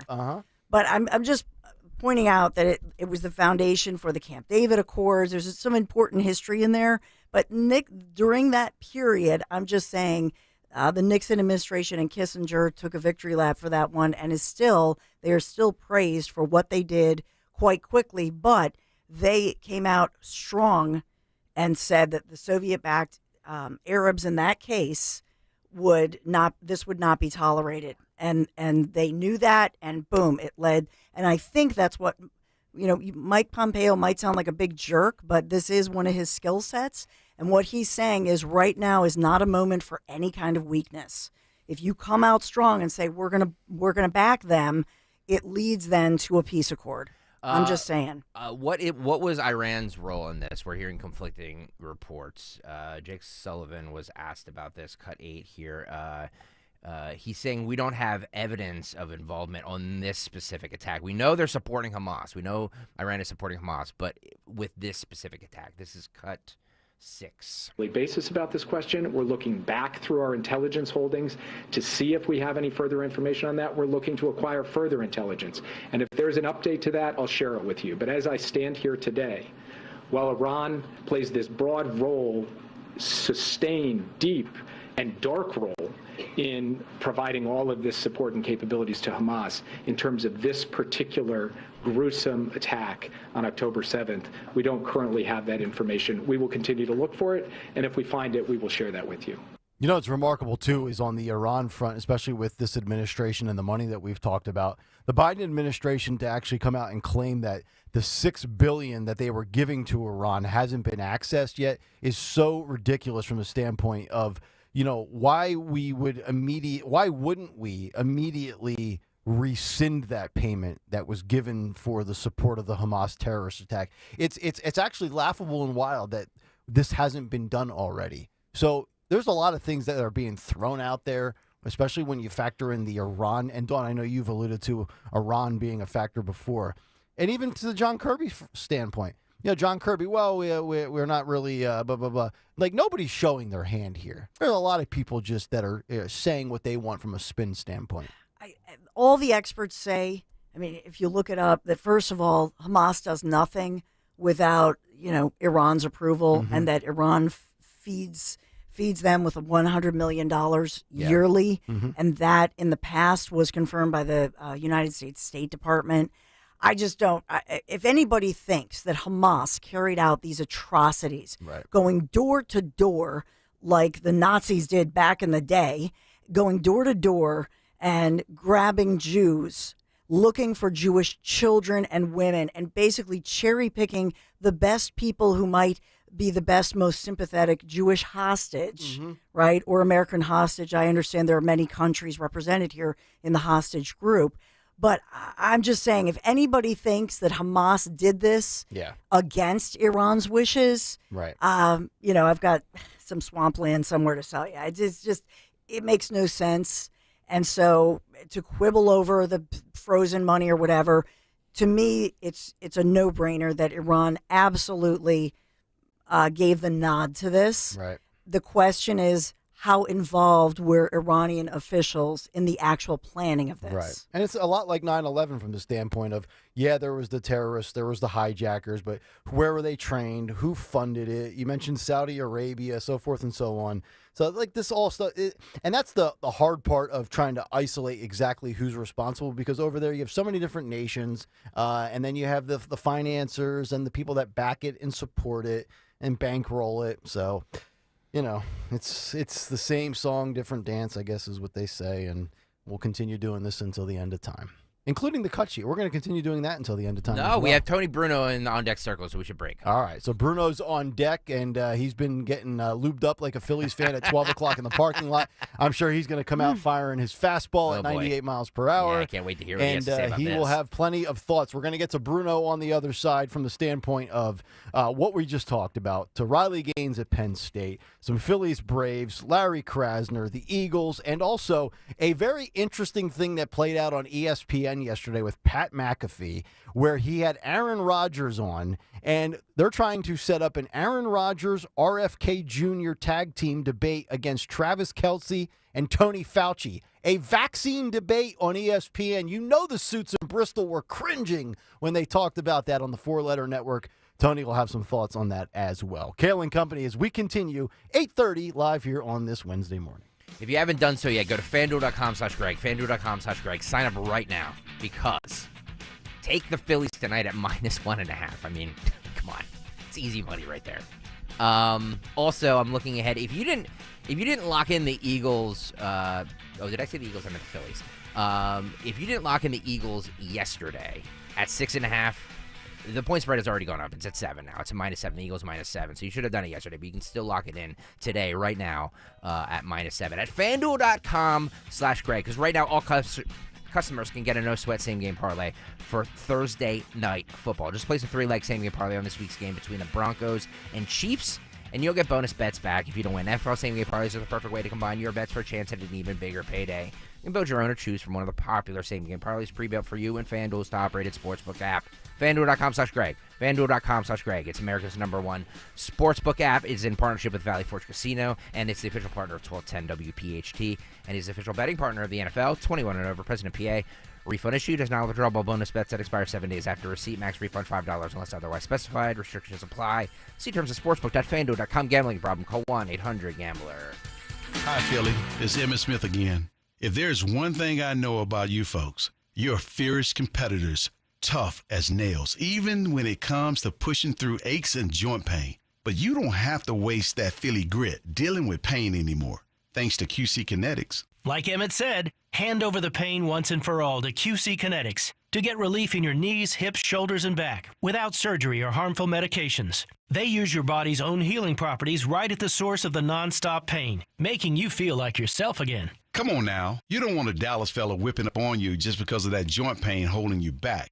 Nah, this is a personal challenge for me, Emmitt Smith. Take care of your business. Get relief from that pain once and for all. Challenge accepted. Go ahead. Call QC Kinetics today. Call QC Kinetics, 215-999-3000. That's 215-999-3000. 215-999-3000. You're invited to witness a groundbreaking documentary, America's Retirement Dilemma, a documentary of Wall Street's rigged system, featuring powerful exclusive interviews such as the president and CEO of the leading analytics firm over Wall Street, Delbar Incorporated, Lou Harvey, who explains why Wall Street is not set up to have a fiduciary duty to the everyday investor. Wall Street is not set up to handle a fiduciary relationship. Too expensive to replace all of my compensation systems, retrain all of my people. The whole structure that's been built over the last 100 years would have to be turned on end. I would have to be brutally negative. We have an industry that has been built on caveat emptor, buyer beware. Hear this and more exclusive interviews with powerful industry leaders, esteemed economists, and top researchers at the Springfield Country Club, October 24th. Registration is required. Call Crash Proof Retirement, 800-722-9728. When you need to know, depend on KYW News Radio 103.9 FM. Officials in Gaza say they cannot reach people who are trapped under rubble as a result of the barrage of airstrikes. Congressman George Santos has been indicted on charges including credit card fraud, wire fraud, and identity theft. And the Phillies host Game 3 of the NLDS against Atlanta tonight at 5:07. Aaron Nola takes the hill. Get the latest anytime on KYW News Radio. Now on Crystal Clear 103.9 FM. You've never needed us more. Calling on Blackwood to follow 1210 WPHT on the free Odyssey app. Download it now.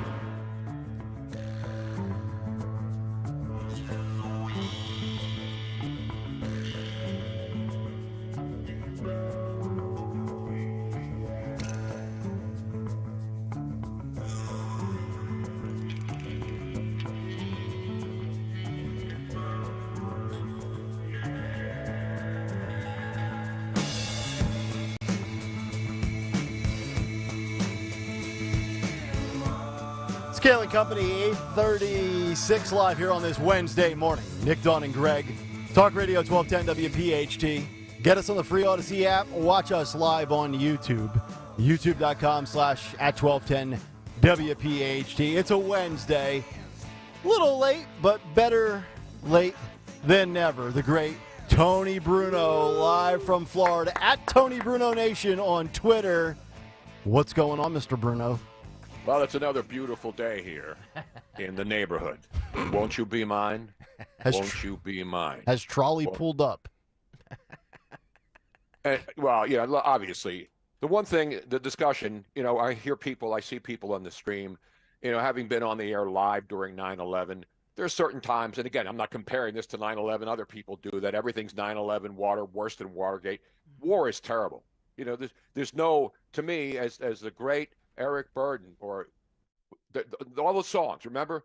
War, what is it good for? Absolutely nothing. Exactly. So I'm not pro-war, never have been. I remember when I was growing up in Philly, and when you grow up in Philly, you grow up a Democrat, when we would protest Vietnam and we would, speak truth to power, to government abuse. Now, fast forward now from the 60s to now, it's turned around completely. People now are pro-war. They want one side to eliminate the other side. Everybody just wants to go out and destroy each side. Mm-hmm. That's what the world we live in now. And the thing about these, listen, to me, I heard you guys earlier. I've been up early about, there's not two sides. Of course there's two sides. There's two sides. There's the sides like Black Lives Matter that fleeced, white guilt people all over the world into sending them money under the guise of pretending to go out and help the people during the George Floyd riots, fix their communities that were burned down, the businesses that were looted, the people that were killed during this rioting in 2020. They're building mansions and taking that money because people are guilty into wanting to feel better about something by sending someone they don't even know money, thinking that's going to help their cause. Mm-hmm. And, the interesting thing to me is, listen, I don't think all Palestinians are terrorists, but I know that all terrorists are not, are unfortunately, and it's proven, this isn't an opinion, it's fact, are people who want to take over the world. And the people now in the Middle East who want to take over the world, it's one group. It's a group of people who just, not because of Palestine in that situation. By the way, I hear President Biden is finally going to Palestine, but it's East Palestine in Ohio. That's how confused he is. They finally, he said he's going to have somebody announce today that the president is finally going to Palestine to get in the middle of this and to show his true leadership. Unfortunately, it's in Ohio. I came up with that last night, and I thought it was a pretty good. I do. I'm not trying to make agree. light of tragedy, okay? Yes. I'm not one who laughs at real tragedy and wars. So if you want war, that's your prerogative. But when I see, did you see the picture? I want Miss Robin to post this picture. On Sunday, right? Sunday's football around here. This is just a day after the war, long before Joe Biden, Barack Obama, and anybody had an opinion about what was going on, and before Joe Biden even was aware what was going on, or the State Department, people were protesting. And the one picture that really hit me, and I'm surprised the local media hasn't picked up on this, in Times Square. I don't know if you saw this. You must have. I've retweeted it a million times. Yep. And the thing that bugs me about any group that is afraid to show their face, and that's what the pandemic did. And now anybody can wear a mask to conceal their identity. Mm-hmm. But here I have a guy on the left in this picture. Those who can't see it, this is in Times Square, right down there where the big American flag is, right in the heart of Times Square. Yep. And there's a guy on the left side wearing an Eagles sweatshirt hoodie. I see that. Eagles. Oh, no. And he's got his face covered up. And again, listen, he's pro-Palestine. But I'm saying, how can an Eagle fan, the day they were playing the Rams on the 4 o'clock game, go to Times Square in New York wearing an Eagles sweater, an Eagles hoodie, and then, right. That's isn't he a 4-for-4 guy? But, yeah. Didn't he realize the Phillies were in the playoffs? Didn't he realize the Eagles were about to try to continue their undefeated record in Los Angeles, where most Eagle fans went and took over that joint? Well, it's clearly obvious. Get your priorities straight, people. Don't- Why do you have to cover your face if you're protesting? It's clearly obvious. He parlayed the Eagles with Hamas, and he got 2-1 on his money. That's not right. Well, he didn't cash that one. Yeah, exactly. Because I believe Hamas is not covering the spread. Can you put that photo up one more time for the people who just tuned into the YouTube chat? Yeah, I saw that photo a couple of days ago, but I never noticed I'm the the one, Eagles I'm the one sweatshirt. posting it, and I'm Yeah. saying to all these Philly media people. There it is, And yeah. the guy who got fired from his job as a beat writer for a newspaper that's given out for free in Philadelphia. By the way, I didn't know there were beat writers covering the 76ers. Did you see that story? Yes. And now the guy's trying to use his tweet where his boss fired him. I guess it was Philly Voice, right? That's correct. This guy Jackson something. Yep. Not Action Jackson, not Jackson Brown, or Deshaun Jackson, Exactly. or all the other great, or the Jackson Five. Five there. I was just None going of to those say. Jacksons. But anyway, again, I'm not laughing at tragedy. Okay? Of course not, yeah. The only way you can get through this stuff, since we can't do anything in Philadelphia, we can't even do anything in Philadelphia about Philadelphia. We can't even clean up Kensington, Yeah, Tony. exactly. And by the way, did you see the picture now that the city of Philadelphia, it was on Fox 29's website, they're picking up 1,100 traffic cones around the city. Yes. Wow. 1,100 traffic cones. They've been that doing people this. Leave out. They're getting ready to save their parking spots the next time there's a snowstorm, or the next time somebody wants to block their own parking spot on the street where there's no place to park. If you live in South Philly or any other city, any other part of the city, you know what I mean about. If you don't have a lawn chair, you put out a traffic cone now. You know what I'm saying? Exactly right. Which is so annoying. Speaking of local stuff, Tony, I got to get your thoughts on this. And I know we've talked about this trans invasion in female sports, but it became local again the last couple of days with Riley Gaines going up to Penn State, the school trying to kind of say, well, she didn't fill out the right documentation on time to reserve a room to speak. She says that they were canceling her. And the president of the university comes out and says, you know, as a public institution, you have your First Amendment right. And yet the trans community always says they're under attack. But yet every time Riley Gaines goes somewhere, it seems to me that she's the one under attack, Tony. Yeah, how about the hypocrites at Penn State?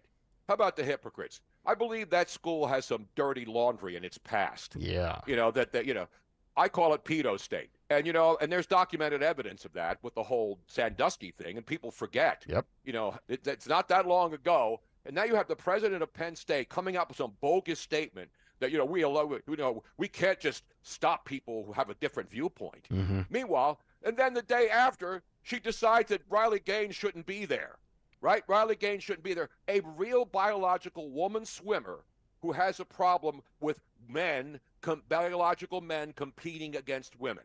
And so Riley Gaines shows up, and then you got, again, all of these strappers with their masks on, going crazy. Strapper is an underused word. It is. It is. We need to make strappers great again, Tony. Bring it back. Let's make strapper great again. You mean strap-ons? Oh, Oh, come on, Dawn. You had to Dawn's go always- there? What is happening?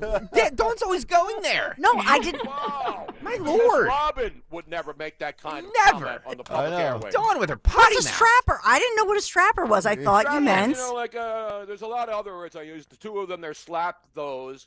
There's douche canoes. There's a lot of different words you can use now to describe. But strapper is an old South Philly line. You know, one of your friends does something. Yeah, you're a strapper. Yeah. I'm telling you, anybody who grew up in Philly, you know strapper if you're old school like me. Old school. Strap, I'm telling you, underutilized word. Don't be a strapper. Exactly. That's what I say. Strapper. Or jagoff or any of these other words. Yeah, jagoff's But a good one, too. It is. Jagoff's a good, but that's too like that's Yinzer stuff. Yeah. That's like Chicago, Pittsburgh stuff. I prefer Jack. Jagoff. I prefer Jack Munch personally. It's not a bad one either. And John, is John done in Philadelphia yet? Or are we still? I don't know. We Hopefully. have a John studio down the hall somewhere. I Yeah, think. but I'm looking up strapper, and it says a person who works with straps. Yeah. As that's a- You need to, excuse me, you need to look up the Urban Dictionary. Come on, Dawn. I am. Strapper. A the large, strapper strong, in robust. Strapper in Urban Dictionary, derived in South Philly, meaning a loser, corny, kamar, someone you are embarrassed for because they are corny to the highest level of corn. Boom. Well, the Right there. Come on, Dawn. Do I have to educate you on the history of Philadelphia? I'm just saying. Jargon. We're on the Odyssey app You better worldwide, keep your mouth closed. and so. You know, we're not just in Philadelphia. So I'm just saying to the rest of the world, a strapper know is somebody that, who but- works with straps. No, that's not what a strapper is. All right, let's Here, get let it me back to give you a Hamas. sense- Yeah, let's get it back to Hamas here. May I quickly put the sentence though Wait, Robin, please let this is Robin really speak. funny. She's the expert on straps and I'm going to sit back and let Robin and Dawn talk about straps. He is. You he is, but taught? I love this sentence. I love this sentence. We playing that they doctor. have as an Mustard. example. This is the sentence in the Urban Dictionary as an example of how strappers use. The Drakkar cologne, the gold chain, and Coogee sweater he had on at the loft showed what a strapper he really is. Exactly. So it's sort of a nice way to insult your friends or to talk down to your friends. And this is only between people that you call somebody a strapper who's not really a strapper, then you're looking for a fight. Right. You can call your friends strappers. You know, it can be used in multiple scenarios. Right. You know what I'm saying? You got to be careful though, because if you use it in the wrong setting, we could have rioting and looting, and next thing you know, Meatball shows up. Exactly, and let them all eat. Speaking of eating, I want to congratulate Kendra Brooks and all of the Philadelphia politicians who have really important things to do, like take pictures of themselves in parks that have been reopened and taking credit for it while the world's blowing up. And while Philadelphia, by the way, the new survey, I don't know if you saw this yet, Philadelphia, which pains me to say this. I don't like to root against my birthplace in my city. Philadelphia now ranks of the top 182 places in America, cities in America, the least safe places and the most safe places. Philadelphia, out of 182 cities, where do you think it ranks? Now, this takes into account public safety, financial ability, and a lot of other, if there's a natural disaster, its ability to cope with it and deal with it. Philadelphia, out of 182 cities, where do you think it's ranked? I'll say 175. Ooh, close. Really? You did not go over the actual retail price, so you were in the showcase showdown, Nick, later on. Philadelphia ranks 171 out of the 182 cities that are deemed the least safe. You know what the safest city is? Let's go with Law and Order, Florida. No. Nashua, New Hampshire is the safest city. Yeah. Okay. Then followed by Columbia, Maryland, South Burlington, Vermont, Gilbert, Arizona, and Warwick, Rhode Island. I'm going to Philly, move. here's the interesting. The bottom 10. Yeah. I'll give you the bottom 15. Chicago, Houston, San Francisco, Seattle, Atlanta, D.C., New York City, Philadelphia, all in there. Yeah. Any, you see any correlation there? Yeah, big blue by the cities way, Cape with no Coral law and is order. even in there. Wow. Cape Coral, where I live here in Southwest Florida, we're number 16 of the safest cities in America. So now you know why I'm down here. Yep. Number 16 in Casey's top 25. Keep reaching for those stars. We're counting them down. The top safest cities in America. Ryan Seacrest will be in later on with the bottom 50 cities in the world. I am woke, mother, and I love it. So, safe to say we're going to have a baseball game tonight, Tony Bruno. South Philadelphia, 5:07. What time does the lot open up? Is anybody out there boozing it right now? 2:37, I was told. That's way too late. It Why is. Why isn't the sports complex open right now? That's a good I want question. people out there getting properly lubricated. This is Exactly. a huge game. People don't realize this. Yes. That game 2 loss, was a gut punch. And now I'm going to do this before it happens because everybody reacts after the fact, right? Uh-huh. I mean, the Phillies had that game in hand, and then Yep. give the Braves credit. I mean, they came back and won it. But now all the pressure is on Aaron Nola, a guy that many of the fans don't think is a big game pitcher. Yep. He pitched a great game in game 2, and they didn't get the win.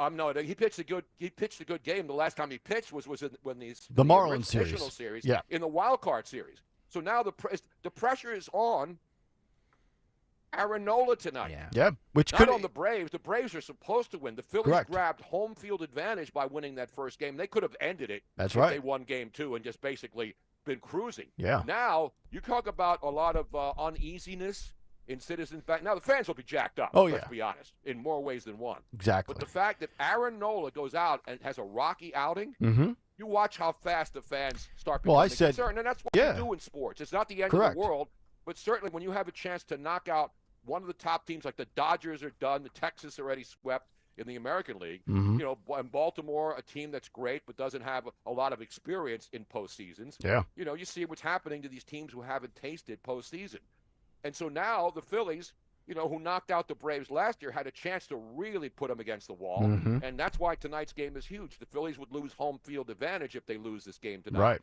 And there'd be a lot of we went from exaltation up 4-0 watching that game, the other night, which was another amazing. Guy had a no-hitter going into the 6th inning. Mhm. And now all of a sudden tonight, and this is a sports thing. This is what entertains us right now. The Phillies and the Eagles are the only two things that make us feel good about Philly. Yeah. Right? Nothing else going on, in the city, in the streets, in politics. None of that stuff makes us happy. That's correct. Sports unites us. Everything else divides us. Sports is always the great unifier. No doubt about You know it. what I'm saying? And so that's the bottom line. Yeah. And you said it with Aaron Nola, too, Tom, because this, in theory, I said this earlier today, could be his last start at Citizens Bank Park if the Phillies don't win this series. And he's a free agent, and he's going to get paid by somebody, but today could go a long way in whether the Phillies say this guy needs to be brought back at almost any cost. Exactly, because, listen, I love Aaron Nolan. He obviously is the second best pitcher on the staff. And so, he's given up home runs this year. There's a guy, and the fact that we saw 2 home runs late in that game against the Phillies ace and against the bullpen shows you just how dangerous the Braves are. So, the Atlanta Braves are. So don't take this for granted. Now, the atmosphere will be 100 times better than it was in Atlanta. Mhm. Those people were sitting on their tomahawk chops the whole night. Those people they were actually praying. Stacey Abrams was saying, if the Braves lose, Rich Cioli had this. I got to give him credit. Rich Cioli, after the Braves lost Game 1, said, Stacey Abrams has said they want to count more runs. While everybody was asleep, they were trying to find ways to count more runs so she could become the governor of Georgia. After the Braves got screwed by the umpires the other night, she said there were votes at 3 a.m. putting a couple of more runs on the board for the Atlanta Braves. And they, in fact, did win Game 1 and Game 2. So this is the elimination game tonight. She's an NLDS denier, Tony. Speaking of deniers, I don't think you can deny this, and you used to work at ESPN, and this is remarkable. And they hired Pat McAfee, unbelievable talent. He's edgy. I don't know if he's a conservative, but he certainly isn't woke. And he has Aaron Rodgers on his show every week. I saw that. And Aaron Rodgers is continuing this vaccine battle with Travis Kelce, Mr. Pfizer. And now Aaron Rodgers comes out and says, you put me with RFK Jr. together as a tag team, and we will debate Travis Kelce and Tony Fauci in a televised vaccine debate. First of all, that's brilliant. Second of all, I got to believe that ESPN is cringing when Pat McAfee says stuff like that. Let's play. We have let's to play tape? the audio. Okay. Yeah, and video, guys. If you have it, it's cut 13. Okay. I mean, listen. Mr. Pfizer said he didn't think he would be in a vax war with me. Oh, boy. Didn't think he'd be in a vax war with me. This ain't a war, homie. This is just conversation. But if you want to have some sort of duel, debate, have me on the podcast. Come on the show. Let's have a conversation. Okay. Pass it out. Let's do it like in John Wick 4, right? So we both have a second. Nice. Right? So somebody to help us out. I'm going to take my man, RFK Jr. Okay. Okay. As an independent. Hell yeah. Right? And he can have, Tony Fauci or some other pharmacrat. And we can have a conversation about this. Okay. Well, I'm happy we got that sorted. Thought for sure you were going with Rogan, but obviously, Dr. Joe Rogan, I apologize. But RFK Jr., not a bad get. He's been at the forefront of this conversation on the internet I have seen, currently an independent. And could you imagine Fauci and Kelsey sitting down across from Aaron and RFK Jr.? Appointment television. I know you have that 500-page report already. That kind of got forgotten about in the whole thing. Hey, Pat, why didn't you? What's that? That'd be big ratings. Right there. Yeah. Yeah, and everybody would be really happy too. Oh, yeah. You know what I mean? No That's what those things really do bring. But you know what does bring me happiness? Aaron Rodgers Tuesday. There you go, Tony Bruno. Your thoughts? This is what entertainment's all about. And I know the people hate Aaron Rodgers because he speaks his mind. I mean, he's getting RFK Jr., who, by the way, had to leave the Democratic Party to become independent. And by the way, when he was a Democratic candidate, the government did not even afford him Secret Service protection when he was out there campaigning. Yep. The same Secret Service and CIA who are complicit in the murder of his father and his uncle back in the day. So you see where it is. But what Pat McAfee, what I love about Pat McAfee is that he speaks his mind, and as you said it, Nick, they're cringing at ESPN and they were upset. People are upset that Pat McAfee's on College Game Day because they don't like a guy. And Pat McAfee, let's be honest, he's being groomed to replace Lee Corso. Correct. Lee Corso's a legend. They need entertainment on that game day show, and that's what Pat McAfee brings, plus the knowledge, plus the personality. And so I don't care what their politics. I don't know where Pat McAfee is, right or left. He's funny. Yep. And he knows his stuff, and he is the fastest rising superstar, former athlete turned media mogul that I've seen. That's why I gave him the Tony Bruno Award a couple of years ago. I remember that. As the next up-and-comer in our industry. And you don't have to be a radio host, but if you're an athlete and you can bring that kind of content and brilliance that Pat McAfee does, whether you like it or not, that's why ESPN pay him to go on there and help their ratings. Yep. Exactly right. Tony Bruno. I can't talk without moving my hands. He's Italian. Now, is Sid Weiss and Stalker the same person? No, not at all. Trust me. I mean, well, doesn't Sid Weiss use your picture as his avatar avatar on X? Yeah, he's like my brother from another mother. Yeah. Oh, okay. We're simpatico on almost everything. I'd have to be handcuffed behind the Columbus statue in South Philly and Marconi Plaza to be able to talk without my hands. I love it. Good stuff as always, brother. Thank you. Hey, guys, have a good one. All right, there he is. Yes. Fly, Eagles, fly. Yes. ELG. Exactly right. There he is. Tony Bruno live from Florida each Wednesday here on Kayal and Company. Yeah, I'm telling you, man. The suits at ESPN are cringing. Hey, maybe we shouldn't have Aaron Rodgers on next year. He's not very friendly to Pfizer. By the way, whatever they're paying Aaron Rodgers for that weekly hit, gold. They have made their money back tenfold. That's because correct. Every time he comes on, he makes news. Yes. Every single time. No doubt it was about a it. genius move by whoever booked that. I know.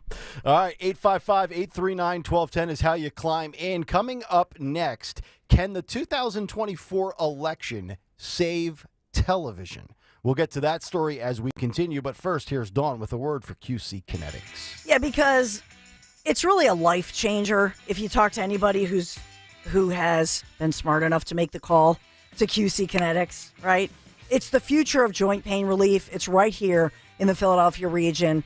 QC Kinetics. I'm talking about advanced regenerative medicine. It's amazing. If you've been told that more steroids or surgery are your only options, not so fast. Get that second opinion with QC Kinetics and learn more about how you can harness your body's own healing agents to attack that joint pain. I'm talking lasting relief. QC Kinetics does not mask the pain. These treatments go to the very root of the problem using concentrated healing properties that are placed directly into your aching joint, which restores and repairs that damaged tissue. So think about this. Just picture yourself this fall, beautiful 70-plus degree weather the next couple of days, and you're moving around with no more pain in your knees, your hips, your shoulder, your aching back, no drugs, no downtime, no surgery.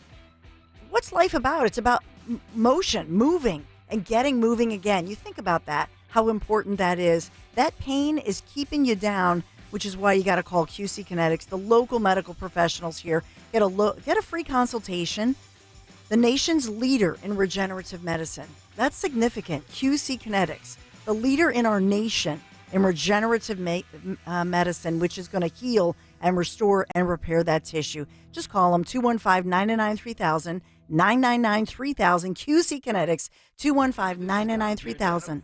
For you. How many healthcare providers do you know who schedule downtime in their offices for team training? Not many. But my good friend, dentist and board-certified prosthodontist Dr. Robert Bentz does that because he wants to ensure that he and his staff are well-versed in all the latest technology, so when he invests in new state-of-the-art equipment for his patients, he can rest assured that he and his staff can maximize the performance of the new technology. One of their latest investments adjustments is the Trios 5 scanner. Talk about amazing. The Trios 5 has an incredible design which reduces the potential for patients gagging or experiencing discomfort during the impression-taking process. Plus, the process is much faster, which saves Dr. Benson his patients precious time. The scans are done, the plan is made, and the on-site lab gets to work. Dr. Benson and his staff are a well-oiled machine when it comes to your comprehensive dental care. They're always working to make that experience as comfortable and as seamless as it can be. Visit them at bentsdentalgroup.com. WPHT, WPHT HD, WOGL HD3 Philadelphia. From the Cherry Hill Volvo Studios, where relationships matter.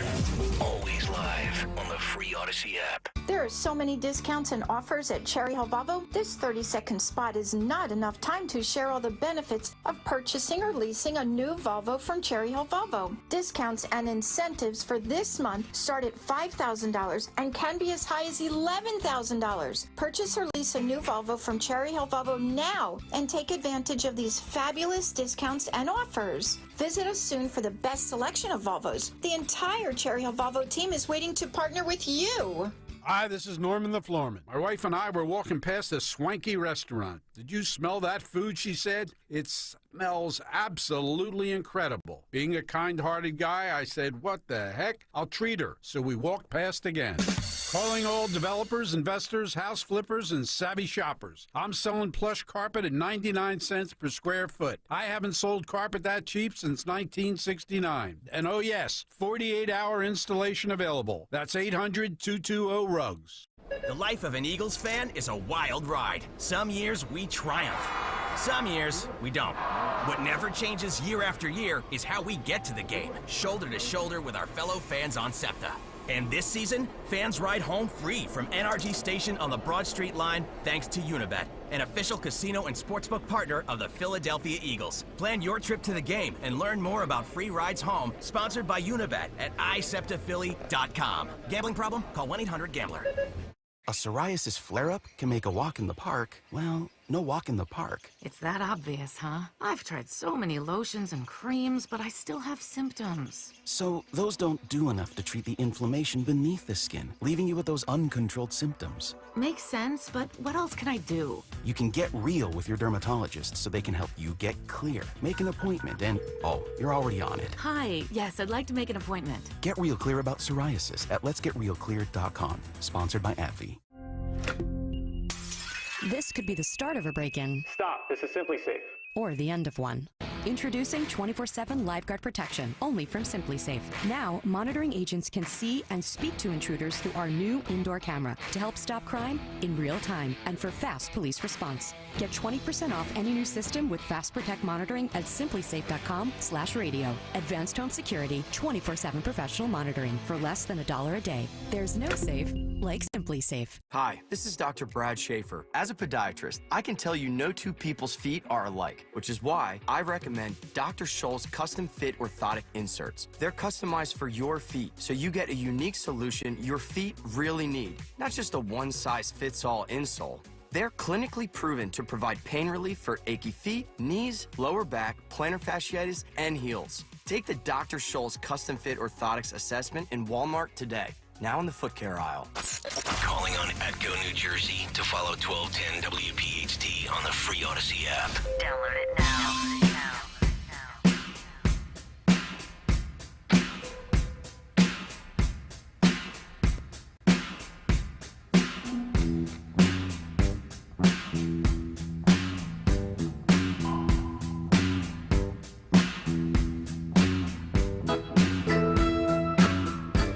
About the climate. Kayal and Company, we don't care about the climate or terrible takes. Just have a take and don't suck. Hour number 4 underway on this Wednesday morning. Nick Kayal, Don Stenslin, Greg Stocker, Valdez Dorenzo here as well. Coming up in 15 minutes, the morning mystery movie clip with a great prize. We'll tell you about that at 9:20. Cut sheet part due. What's on tap for the Dawn Show? Who on Twitter today? All still on the way. Good stuff out of Tony Bruno. Yes. If you've missed any of the show this morning, a lot on day 5 of the saga with Israel and Palestine, Hamas. Riley Gaines at Penn State, and also some local stuff as well. And we certainly appreciate Tony Bruno. Phillies tonight, Phillies Braves, 5:07 at Citizens Bank Park. But let me grab, before we get to this story about whether or not the election coming up in 2024 can save TV, I do want to grab Bill. He waded through the Tony Bruno interview. He's got some thoughts on things going on with the left and in the Middle East. Bill, you're on Talk Radio 1210. Good morning. Yeah, good morning. How are you? We're doing well, Bill. Thank you. Yes. I have to say I'm taking a little bit of delight in seeing the left eat itself over the situation with Israel and Gaza. Okay. Because it's exposing that the social justice movement is really as out of control as we all thought it was, where it's not just Black Lives Matter, it's now including the Palestinians, and not just including the Palestinians, but justifying butchering babies. Yeah. And looking the other way. And with all the ties to Israel that a lot of the left has, that's a real quandary. They're not going to be able to work through it. How do you support Israel? How do you support the U.S. continuing to supply arms to Israel? And then you have all, like I said, the social justice stuff coming out. And then if you want to layer on top of that, corporate America supporting BLM, which is now supporting Hamas, which is butchering innocent people. Mm-hmm. So I don't know how they're going to sort that out. I know. See, this is what happens, and this is the position they've put themselves in when they play the card the way they do. And to your point, with Democrats and the surprise of not being more pro-Israel, Trump said the same thing. I don't know if he posted it on Truth or if it was a comment that he had when he was in New Hampshire, but I saw one of the headlines from the New York Post yesterday about how Trump is saying he's befuddled at how this is the stance that the Democrats have taken against Israel when it comes to what's going on here, which is really, really confounding. And, you know, this morning we talked about it from a variety of different angles. You've had some squad Dems that have been silent. You've had even the one lady who is at NYU, the bar admission for law school up there, coming out and saying that this was, quote, necessary, which, you know, we talk about it. Like, it's one thing if you are on one side of this from your traditional war standpoint, but terrorism is a different level and a different type of war, so to speak. And you heard that, and Greg played it for you in the cut sheet. It was about a 5-minute clip of a lady on with Andrea Mitchell, and it was a mom who was on the phone with her child, her 12-year-old in Israel, as he is abducted and kidnapped by Hamas terrorists. And, you know, again, it's not just adults against adults in global conflict or war here. We're talking about elderly. We're talking about females. We are talking about children. And yesterday, the latest development was up to 40 babies, toddlers, infants beheaded. That's not war. That's radical terrorism with the goal of creating such a level of fear that those that you're trying to manipulate or negotiate with or flat out exterminate and dominate will bow down and tap out. And you can't do that. We've seen that for years because this is not going away in any way, shape, or form. And now you have SEAL Team 6 on standby, the headline right now on Fox News, on television, breaking news. And Greg, you mentioned this, you had saw this on the Daily Mail, that SEAL Team 6 is on standby to help find hostages. Yep.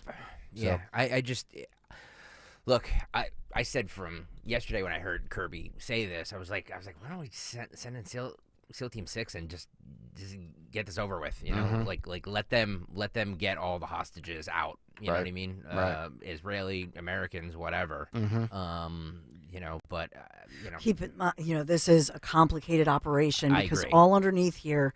Just think of this: they have a tunnel system. Yep. So you're going down in a tunnel system where the locals know the tunnel system, right. You not so much. Yes. Like roaches. Yep. I know. Yep. It's like, oh my God. Yeah. And it's been depicted in the movies. You see it. It's very elaborate. They know exactly where to come up out of and go down under. And it's not just obliterating these buildings. You know what's amazing, too, is, you know, it's such beautiful scenery over there for the areas that aren't destroyed. I'm just generally speaking here about the Middle East, whether it's Israel or anywhere else. And you watch all this rubble and this destruction. You know, the beautiful ocean, like the whole thing. And it's just it really is a health and humanitarian crisis because, as we mentioned earlier, in Gaza, and you have the power has been shut off now. There's no electricity. Obviously, trying to have the benefit of the Israeli soldiers to take care and eliminate this threat, and the amount of human beings that are pretty much in a let's face it, third world living to begin with, and now you eliminate things such as water and electricity. This is more than just war. This is terrorism. This is a health and humanitarian crisis, and that's what we're dealing with. I just searched, just doing different searches on SEAL Team 6. Remember that shortly after that mission to kill Osama bin Laden, it was, in October of 2017, those 30 American troops, 8 Afghanis. Remember this? They were killed in that single incident, shot down in the Tangi Valley, and we still don't know much about how that all. Remember? Mm-hmm. And so a lot of people still, right? 2010, right? I believe this was 2010. This was right after the killing of bin Laden. Or it was, Or right excuse before. me, it was 2011. 2011, okay. Because I remember Obama coming on TV when the Phillies were on Sunday Night Baseball, and ESPN cut into it to announce that they had killed Osama bin Laden. August 6, 2011. Okay. Insurgents shot down a Chinook transport chopper in Afghanistan, killing all 38 on board, including those 15 Navy SEALs from Team 6's Gold Squadron. Excuse me, it was 2011, yes. Soggy Donuts on the YouTube chat says SEALs don't do hostages, Delta Force does. Okay. So SEAL Team 6, that's the wrong label on Fox News is what we're being told from a YouTube? Well, no, I think SEAL Team, what he's pointing out is that they're not there for the hostages. Yeah. They're there to take somebody out. No, good. Right? Take them all out. Take every last one of them out. To take out the terrorists. And we had something like 70 overnight, and into this morning, the Israeli defense leadership saying 70 some targets they've been striking to what they believe are the nests of Hamas. Nests. Like a bunch of bees. Disgusting. All right. 855-839-1210 is the phone number. The morning mystery movie clip coming up in just about 6 minutes. But let's get to Dawn Stenzelin's Big Three at 9:13. It's the Big 3 and 9 on Kayal and Company. Appropriately sponsored by Malvern Retreat House. I think a lot of us need Malvern Retreat House right about now. Sounds good to me. Yeah, the breaking news, and we've been covering this throughout the morning. We've been on since 6 trying to bring you the latest developments. Rocket warning sirens sounding across central Israel as those Gaza terrorists appear to fire a massive barrage of longer-range projectiles. So Tel Aviv is among the cities targeted. No immediate details on the hits or the casualties here. Dozens of Israeli force jets striking over 70 targets reportedly belonging to Palestinian terror group Hamas, which is the way the Israeli news refers to them. And this is in the Gaza Strip. The military saying that the military I'm speaking of is the Israeli military officials saying that the area served as a, quote, terrorist nest for Hamas and a center from which it carried out the very operations against Israel, going door to door, taking those civilian hostages and slaughtering many others. According to the Israeli Defense Forces, they say the jets also struck a structure used by Palestinian Islamic Jihad.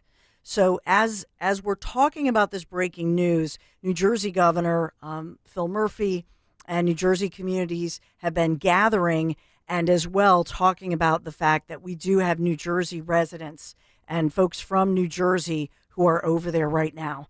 And so that's obviously an obvious concern as we think about at least two New Jersey residents were over there for this high holy holiday, and they are now believed to be hostages. So their parents speaking out and saying, please, these were, one of them was, Eden Alexander. Mm-hmm.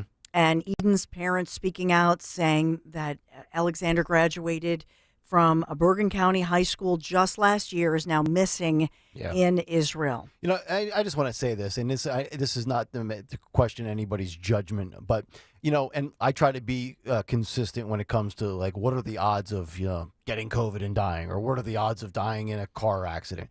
What are the odds of dying of going over to the Middle East if you go over there? I don't know that I could, if I had ties to that region, I don't know that I could go over there with the way that section of the world is. You know what? know I the would math love is- to go over, and I don't have family or friends, I have friends I'm not over saying there, I wouldn't but like to go, but I'd be afraid to end up in something like this. It's just a very unstable region that I think discretion is the better part of valor, so to speak. Not to question anybody else's decision to go over and 1 in a million chance that it happens to you, but I think I'd pass. It's just me. well, maybe now. I mean, it's the other person who's from New Jersey confirmed is Leor Abramov, who is also a New Jersey native missing in Israel. So we don't know if these individuals, it's not confirmed if they're hostage, they're missing. And so Abramov is a DJ who was attending the music festival and working as a DJ there, and was right there in the heart of it when Hamas unleashed that brutal attack on the country as well as all those civilians. So we know that President Joe Biden, in the first address to the nation yesterday, and says he has no higher priority than finding the American hostages. Now, in New Jersey, it's being reported, I know Biden had said the number 14, how many Americans we know are confirmed killed, but it's now being reported there are as many as 20 Americans missing after the attack. And so we're trying to get down to the numbers because we still are hearing the numbers of hostages, 100 to 150. I saw a family on social media speaking out that they've learned that their loved one was a hostage, and later that it was confirmed that hostage was killed. So we're hearing the threats of Hamas saying that we will see the broadcast of hostages murdered. And so that's certainly weighing heavy on those here in this country and around the world. Secretary of State Antony Blinken speaking on the phone with President Isaac Herzog and reaffirming unwavering U.S. support for Israel's right to defend itself from Hamas's horrific terrorist attacks. That's a quote from the U.S. State Department. And Antony Blinken is headed over there and will be over there through Friday. I think his last stop, he's meeting with all the Israeli officials, and then we'll make at least one stop in Jordan. Okay. I saw that confirmed, just Antony Blinken. We know that I'm going to give you a few headlines. The first plane from the United States of America has arrived in Israel with, quote unquote, advanced U.S. ammunition. Mm-hmm. So that's going on. And then Biden, of course, has made these remarks and taught, and there's a hint at Hamas is saying this. So Hamas speaking out on social media, calling U.S. President Joe Biden's comments, quote unquote, inflammatory. And after Biden condemned the group's unprecedented attack on Israel as sheer evil.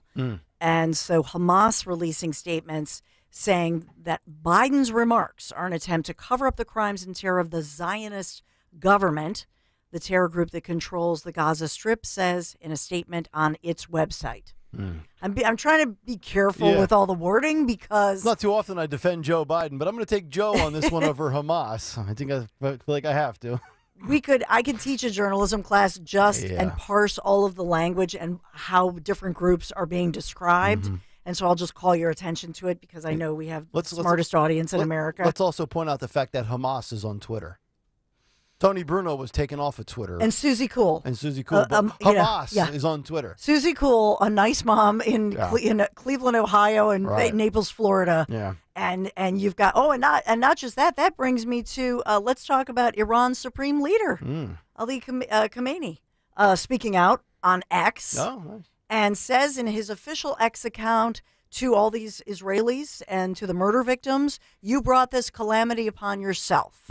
My guess is that Greg will not be selecting him for who won Twitter today. No, it's not. My It's not God. gonna happen. Not going to happen. It's sick. It's all it just makes you sick. It really does. And so I just wanted to give you the latest on all of these developing stories. But you have to think if you're flying, who's your pilot? Hopefully not a pilot using cocaine. Well, I'd rather have somebody with cocaine than this one. Air Canada has grounded a pilot who posted concerning messages in response to Hamas's brutal invasion of Israel, including one in support of pro-Palestine rally, saying Israel burn in hell. Yeah. And then How about a background check for these? Yeah. Thank you. Do you know who this guy is? Yeah. This guy is an Egyptian Canadian who attended flight school at the Egypt Aviation Academy, where his roommate and his BFF, his best friend, was fellow student Mohammed Mamdouh.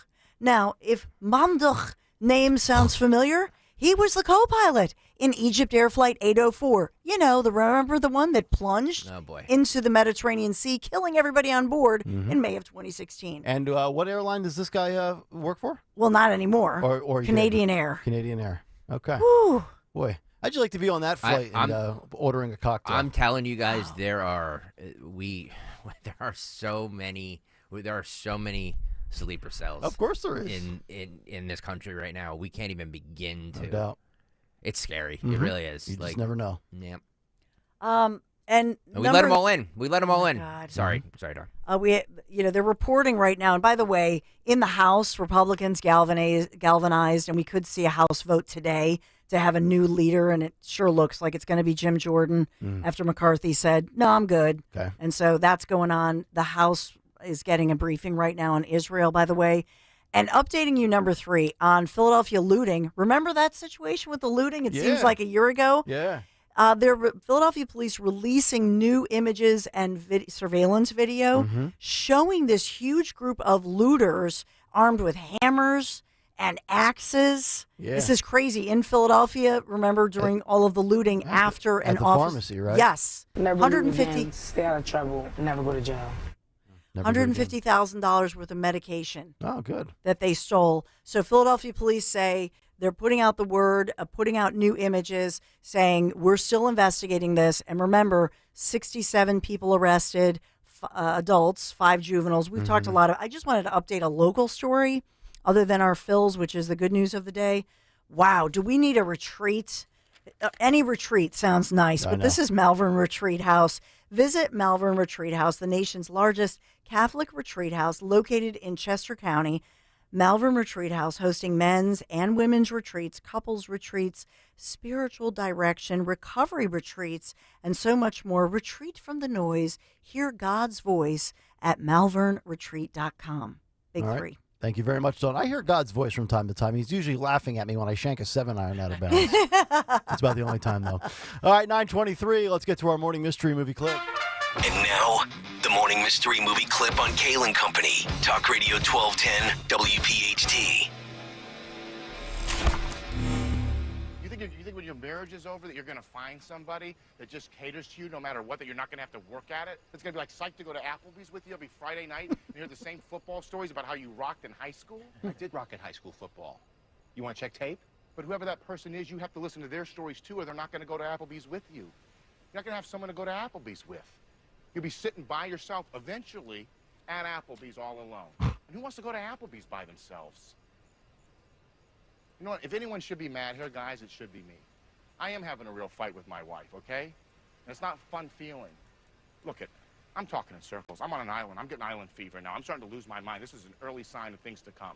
What we need to do now is get focused and stop pointing fingers. You're a problem. You're a real problem. Think you know what it is? Be caller 12 at 855-839-1210, and you could win this great prize. Oh, how about this today? A pair of tickets to see Queen and Adam Lambert on Wednesday, October 18th at 8 o'clock at the Wells Fargo Center in Philadelphia. If you can identify that movie clip, caller 12, 855-839-1210. Queen and Adam Lambert coming up a week from today, next Wednesday. Kayal and Company, we're back after this on Talk Radio 1210 WPHT. So many listeners are enjoying beautiful, easy-to-maintain homes thanks to Rhino Shield, and you can too. Dom Giordano here with my good friend, the local owner of Rhino Shield. John, take it away. It's John from Rhino Shield. Fall is here, and now would be a great time to protect your home with Rhino Shield's 25-year guaranteed exterior house paint. Don't let your home's exterior weather another winter without our exclusive weatherproof house coating. It goes on like paint and looks like paint on any exterior surface. But with Rhino Shield, your home is protected, and you'll never have to paint again. Join thousands of your neighbors who have already made repainting a thing of the past by calling Rhino Shield today. For a free consultation and our lowest pricing of the year, call us now at 484-406-5111. That's 484-406-5111. Or visit us online at myrhinoshield.com. Remember, traditional paint just doesn't last, but Rhino Shield does. 40 days to lose 20 to 40 plus pounds. Just say it with me. 40 days to lose 20 to 40 plus pounds. You will lose a contractually guaranteed 20 to 40 plus pounds in only 40 days with NJ Diet. They use your hair, saliva, and blood work along with scans to personalize natural solutions and supplements that get you and your body into the fat burning zone so you can finally lose that weight. Then, NJ Diet uses DNA info to help you keep it off. Best of all, it's contractually guaranteed. You are fully supervised the entire time to make sure you are burning fat and not just losing water, and you even get the doctor's personal email and phone number. They're with you every step of the way. Absolutely no shots, no hormones, no surgery. Locations close by in King of Prussia, Newark, Delaware, and Cherry Hill. 855-5NJ-DIET. Or from home with live online video consultations. NJDiet.com. 40 days to lose 20 to 40 plus pounds guaranteed. NJDiet.com. Listen this Saturday as Penn State battles UMass. Coverage starts at 3 p.m. on the home of Penn State football. Talk Radio 1210, WPHT, and the free Odyssey app.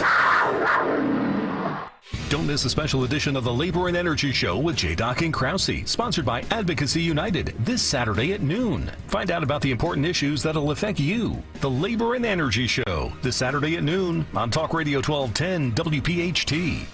Sebastian Maniscalco, live in Atlantic City. Like when we went to the zoo as kids, that's all you got was the zoo. You ate in the car before we go in. What? They got food inside. You think I'm gonna pay? And when you got hungry, you left. Dad, I'm hungry. Okay, let's go. Sebastian Maniscalco, Borgata Hotel, Casino, and Spa for 10 shows from November 9th through 18th. Get tickets now at theborgata.com. Marvin E. Can's Heating, Air Conditioning, and Duct Cleaning has been serving the mainline and surrounding areas for 3 generations. If your furnace or heat pump is 15 years old or your boiler is 20 years old, well, this winter you might be out in the cold. Don't be left out in the cold this winter. Call Marvin E. Can's Heating, Air Conditioning, and Duct Cleaning now to get your HVAC system serviced. And if it needs to be replaced, Marvin E. Can suggests you do it now and not wait till it breaks in the heart of winter. Visit marvinecans.com. That's marvinecans.com. If the market volatility of the past year has made you nervous about your retirement future, you're not alone. And so many people are waiting for the perfect time to retire. And those folks are going to be waiting a really long time, I hate to say, because there's no perfect time. The market is always unpredictable and volatile. But that doesn't mean that it's hopeless. Jim Cipriotti has been helping people get to, through, and beyond retirement for over 20 years. And each week, he wants to help give you that freedom to retire.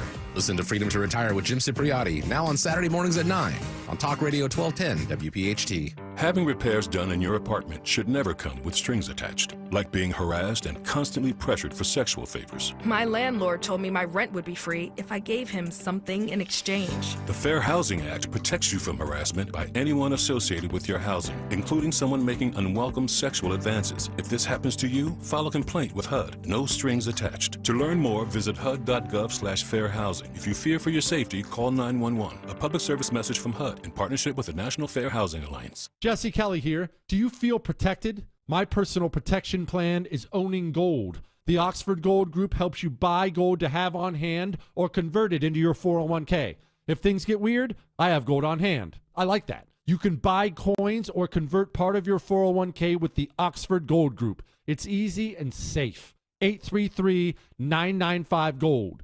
That's 833-995-GOLD. 833-995-GOLD. When you volunteer with your local AARP, it's easy to make a difference in your community.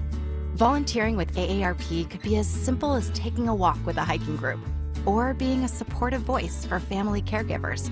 You can volunteer on your schedule, whether just down the block or virtually from your computer, all while making new friends. With AARP, you don't have to go far to have a wide-reaching impact. Get started today at aarp.org/volunteer here. Hypertrophic cardiomyopathy is a serious heart condition. Some symptoms include being short of breath, feeling tired, or having dizziness or chest pain. My HCM impacted how I felt and what I could do. So I asked my cardiologist about treatment advances that gave me new options. That conversation was big for me. Talk to your cardiologist today. You may be glad you did. John was compensated for his time. Sponsored by Bristol Myers Squibb. See Joe Conklin with the City Rhythm Orchestra at the Miller Center in Reading on Wednesday, October 18th, and at Springfield High School in Delaware County, Saturday, November 11th. Oh my God, it was amazing. I loved it. All his voices are fabulous, and the fact that he sings. I couldn't imagine how good it would be with the orchestra. Awesome show. I've never laughed so much. My cheeks hurt. I'm like, yeah. That's Conklin and City Rhythm at the Miller Center in Reading and at Springfield High School in Delco. For tickets, go to joeconklin.com. joeconklin.com!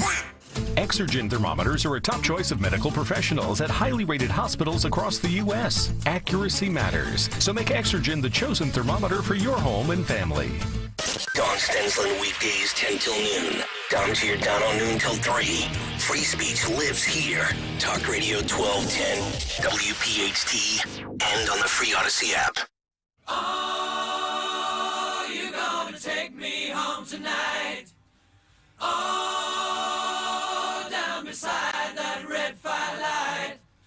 Oh, you gonna let it all hang out. Fat bottom girls, you make the rockin' world go round. Ah, yes. I figured that was appropriate. Oh, man. Yeah. Kelly Company. 9:32. Trying to have a little bit of fun for everybody that says, I used to tune into this show for the entertainment. Too much Israel-Hamas stuff. Okay. We go where the news takes us. I mean, this is one of the biggest stories ever. Yeah. And we have to cover it. There you know go. what I mean? Like, yeah.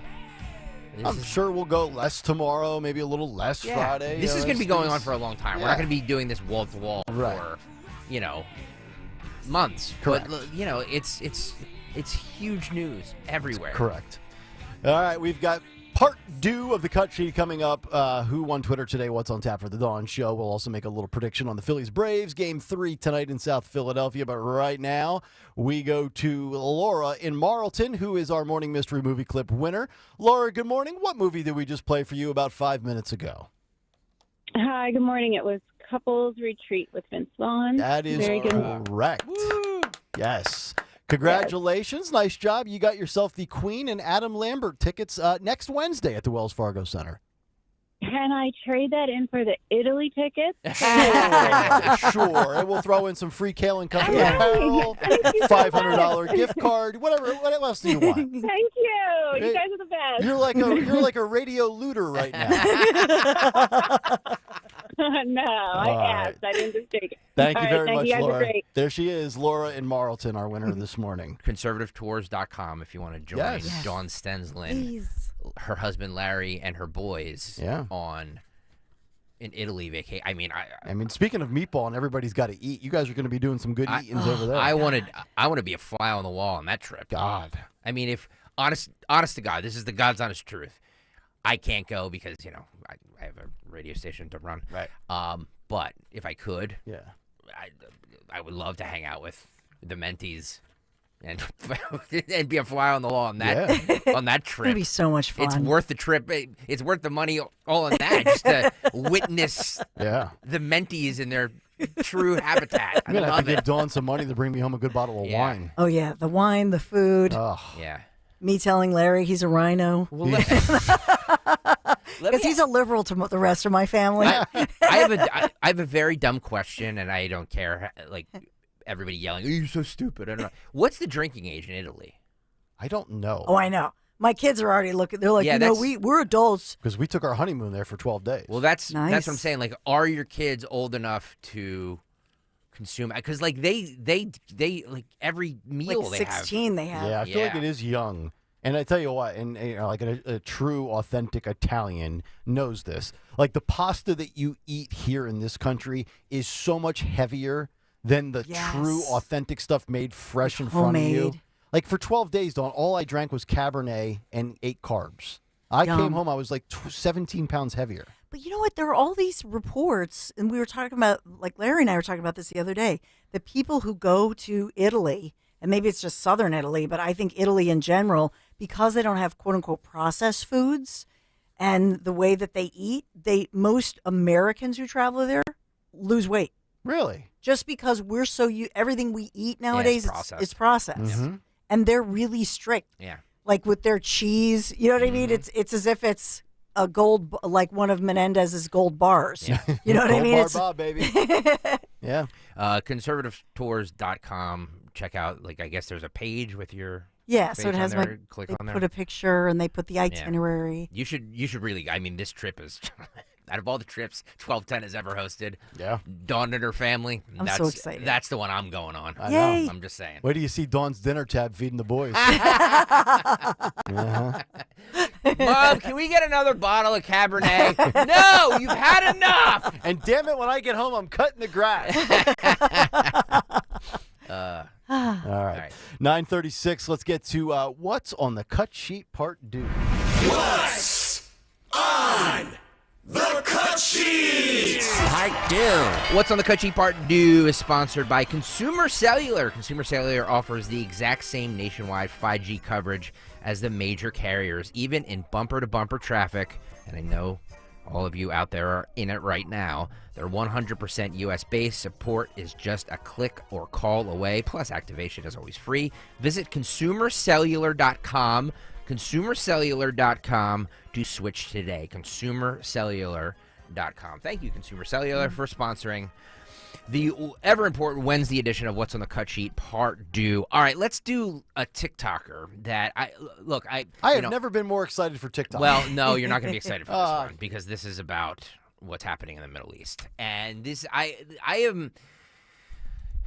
play these because, people are like, well, they could be one-off, stuff like that. I play these because these people are in America right now. Mm-hmm. This TikToker threatens that the Jews in the U.S. are next.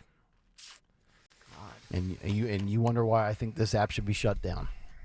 Well, look, all right, hang on. We're not going to shut things down because of crazy people. There's crazy people everywhere. Yeah, that's true. But Very true. I'm more concerned, not that he broadcasted this on TikTok, I'm more concerned that there are people carrying this out and like this in the United States of America. This is cut 12, Daniel. Pretend to use. I can only imagine what you must be going through right now. By the way, don't you love the soothing violin music in the background? Kind of creepy. As he's talking It's about... exactly what I like. That puts me at ease before a terror attack. As he's talking about, exterminating the Jewish people. Mm-hmm. I'm going to start this over, Daniel. Sorry about that. Pretend to use. I can only imagine what you must be going through right now. The mental and spiritual devastation that you are suffering. As you did in Ukraine, as you are going through now in Israel. You see the pattern, don't you? You know who's next. This United States. That's right. Let this be a message to every colonizer. You have every reason to be afraid. And you white South Africans who thought that you could get away with your crimes too, pay close attention. As more and more people around this country get a little bit more hands-on against your shenanigans. Shenanigans. This is fun and games. This is a joke. Shenanigans. This is like Call of Duty. The scary part is it's not just America, and certainly we care about America first. But these types of threats go to people in England, Germany, France. I mean, we've seen terror attacks across the globe in any civilized society that supports Israel or speaks out against terrorism. So it's not just us. Yeah. Canada as well. I'm just saying that there's well, let me actually play that for you. Where was that? I had that on. Okay, this is this is former Speaker McCarthy was on with, I believe, Hannity. maybe this wasn't handy. I don't know. Forgive me. All of these clips run together, and I forget who's on what.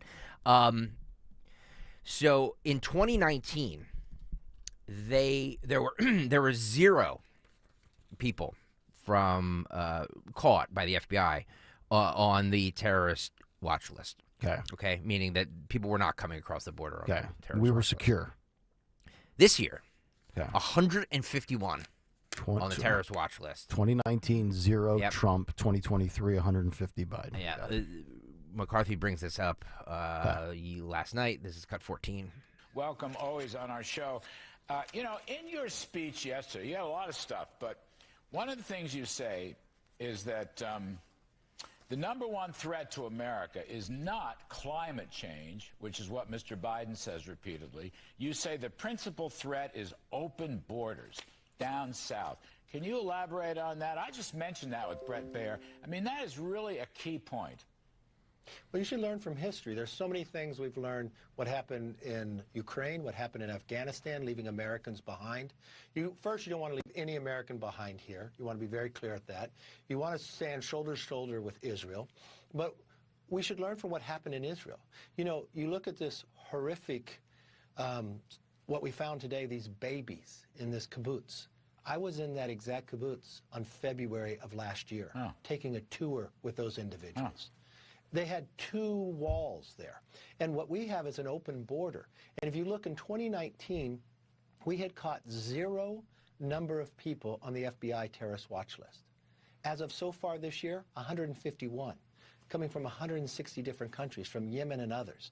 This is exactly what they're doing. You could have a cell inside of America right now.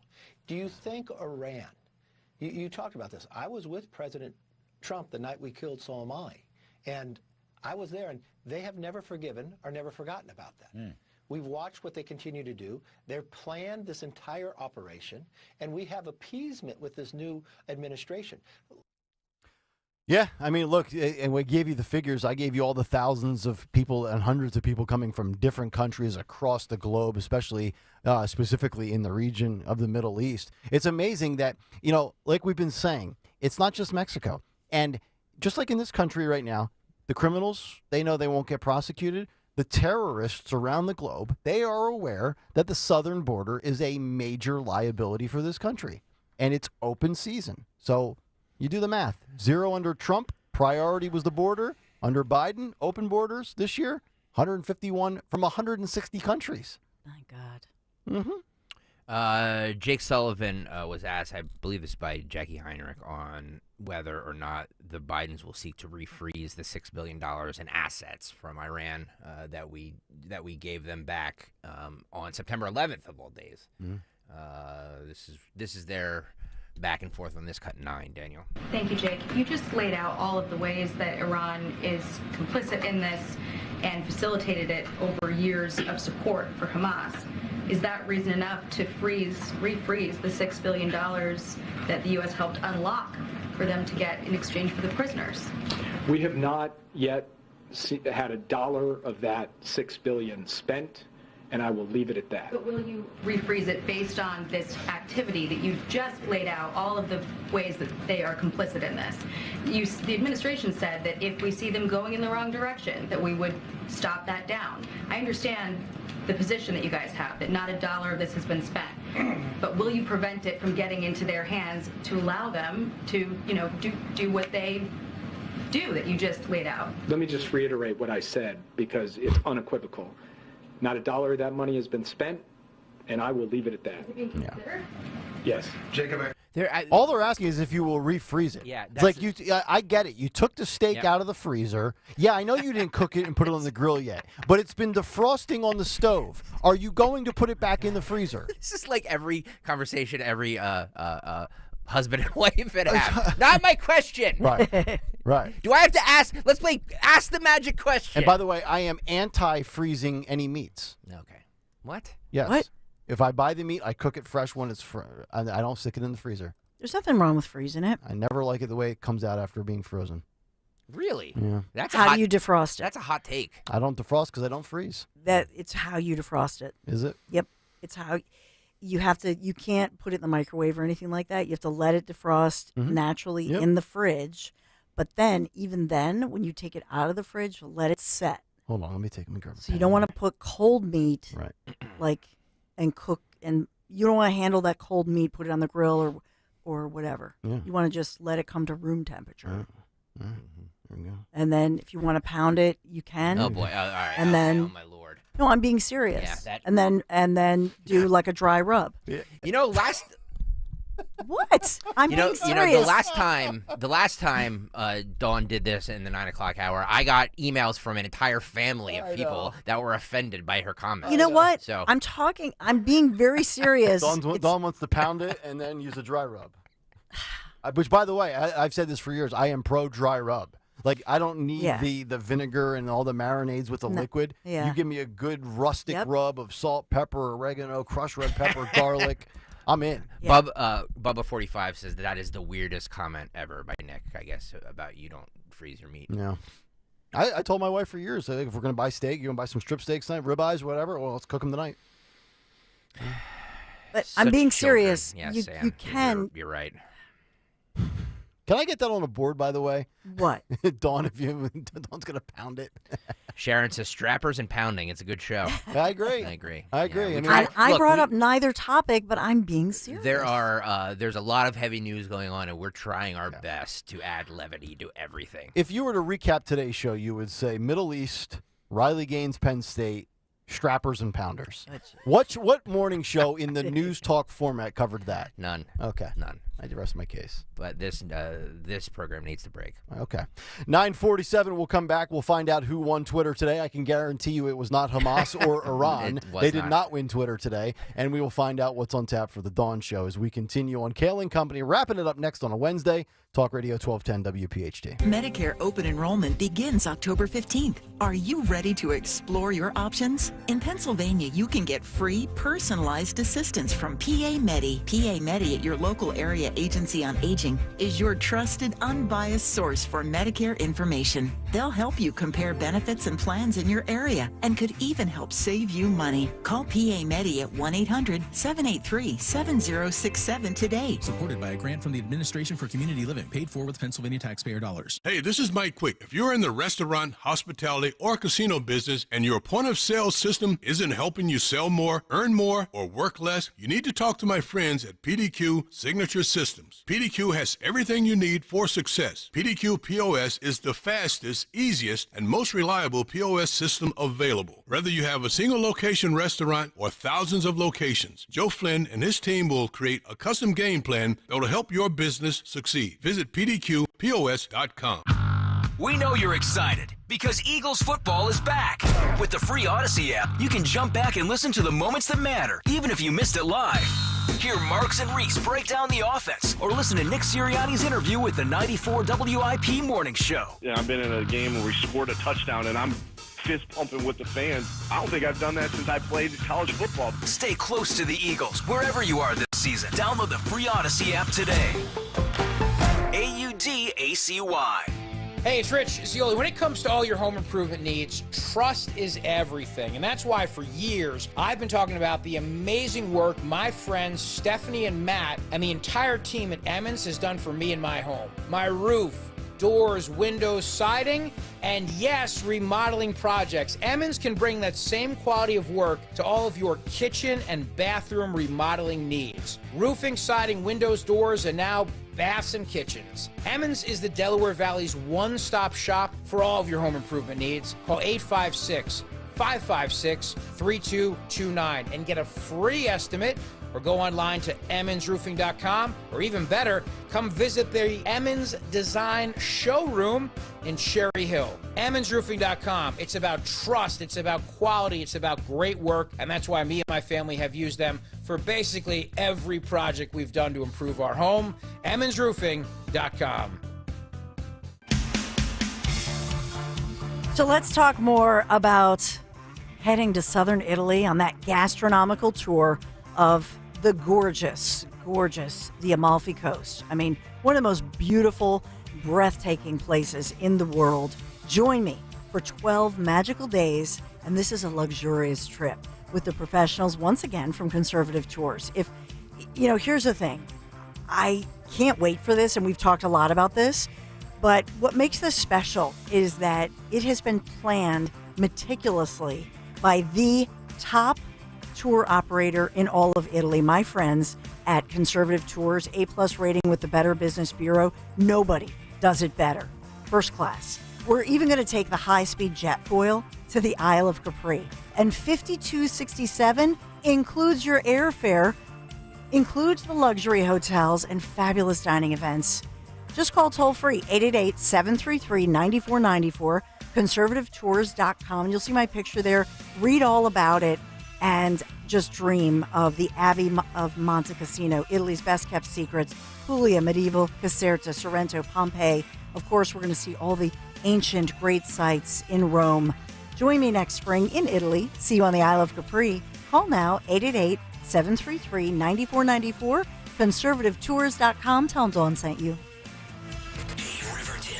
We know your favorite station is Talk Radio 1210 WPHT. Always live on the free Odyssey app.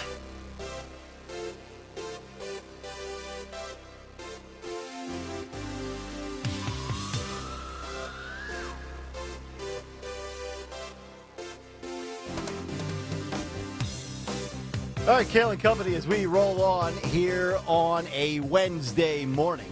Talk Radio 1210 WPHT. Nick, Dawn, and Greg. The Dawn Show is coming up at 10 o'clock this morning. We'll get to who won Twitter today in just a moment and also make our Game 3 Phillies-Braves prediction, as that game will get underway at 5:07 tonight in South Philadelphia. But before all of that, we find out what Dawn has lined up just 8 minutes from now. Yeah, and there's a lot breaking as I speak right now. There's a lot of developing stories as well. There's a major arrest that's happening in the Philadelphia region that I want to update you on. So we'll talk about that and update you on what's happening locally. But as well, we want to take you to all of the updates as far as local people who are perhaps trapped or missing in Israel. We're going to get those updates for you as well. It's really important to talk about this, to update you as well. So we got some great interviews coming up. Linda Stein, Delaware Valley Journal. She's going to update us, give us some updates on expanding her latest articles talking about Israel and the local impact. And we'll talk about who now is protesting and who now is supporting Hamas locally. So we'll get into all of that. And Anthony Hannon, Center Square, will talk about Pennsylvania politics. Remember, everybody's talking about the budget on a national scheme. But remember, in Pennsylvania, we still don't have a budget. We still don't have the deal done. Nobody talks about it. So we'll talk about some local and regional stories with Anthony Hannon. Man, there's just so much that's developing right now, and we're going to update you. All right, looking forward to that. 9:53 here on this Wednesday. Let's find out who won Twitter today. Before we do who on Twitter, I want to read a hate tweet because I just feel like hate tweets Hater. are better. Did Hamas tweet us? Richard writes to you, Nick. He says, "You constantly complain about the biased press, and presto, the Middle East explodes, and you now believe what the press is feeding you. You guys are really uninformed about what is really going on." Richard, can you please inform us of what's really I guess it's just not, the videos, and I guess they're not real. I don't know. Oh, it's not real. Yeah, false flags. Oh, a false flag operation. Richard, thanks for listening. Right. But boy, here it comes. You need help. All right. Well, wouldn't it be wonderful if nobody died? Yeah. All those babies and children. All crisis actors. Yeah. Actually, I hope you're right. Yeah. Richard, I hope you're right. For the sake of innocent people not dying, I hope he is correct. I just had to, nobody missing or dead. I just had to get that off my chest. Thank you. But Richard have an egg for an avatar and 9 followers? He does have an egg for an avatar. He's a spam bot. Who won Twitter? Long Driveway 99 wins Twitter. He says, Nick, you laughing like a 12-year-old boy when Dawn is going to pound the meat and a dry rub, more proof that most men will never grow up. That's correct. And I don't ever want to grow up. I agree with you. And I like winning while being immature at the same time. Well, I damn sure ain't growing up. All right, let's wrap it up today. The Phillies and the Braves, Game 3 tonight, Citizens Bank Park, 5:07 first pitch. I like the Phillies tonight. I think they're going to bounce back. A very resilient team. Woo-hoo. The over-under is 9 runs. I think we're going to see I think Atlanta's going to get some runs off of Aaron Nola, but the Braves are trotting out a rookie. I think we're going to be slapping it around the park. I'll take the Phillies 6-4. 6-4 tonight. So you're going the over. I'm going over Okay. 9 runs. Phillies win 6-4. Okay. I'm going under, and I have the Phillies on top as well, winning 5-2. 5-2. Okay. There you have it. The Dawn Show is coming up next. We're back tomorrow morning at 6. By the way, before we did that, Anthony Dorenzo and Dan Borowski will be down at Citizens Bank Park today starting at 2 o'clock. Okay. They'll do live call-ins to Dom's show and Rich's show. And, go over to the Radio Row tent over there and say hi to two great producers. And if Dorenzo does not get us if Dorenzo does not book Nick Castellanos for the show, he will hear this tomorrow morning. Anthony, you are fired. Exactly right. All right, stay tuned. The Dawn Show is next. Have a great rest of your Wednesday. Yes, the West. I'm thinking about the West and Hamas. They hate the West. All right, as John Fetterman would say. Good night, everybody.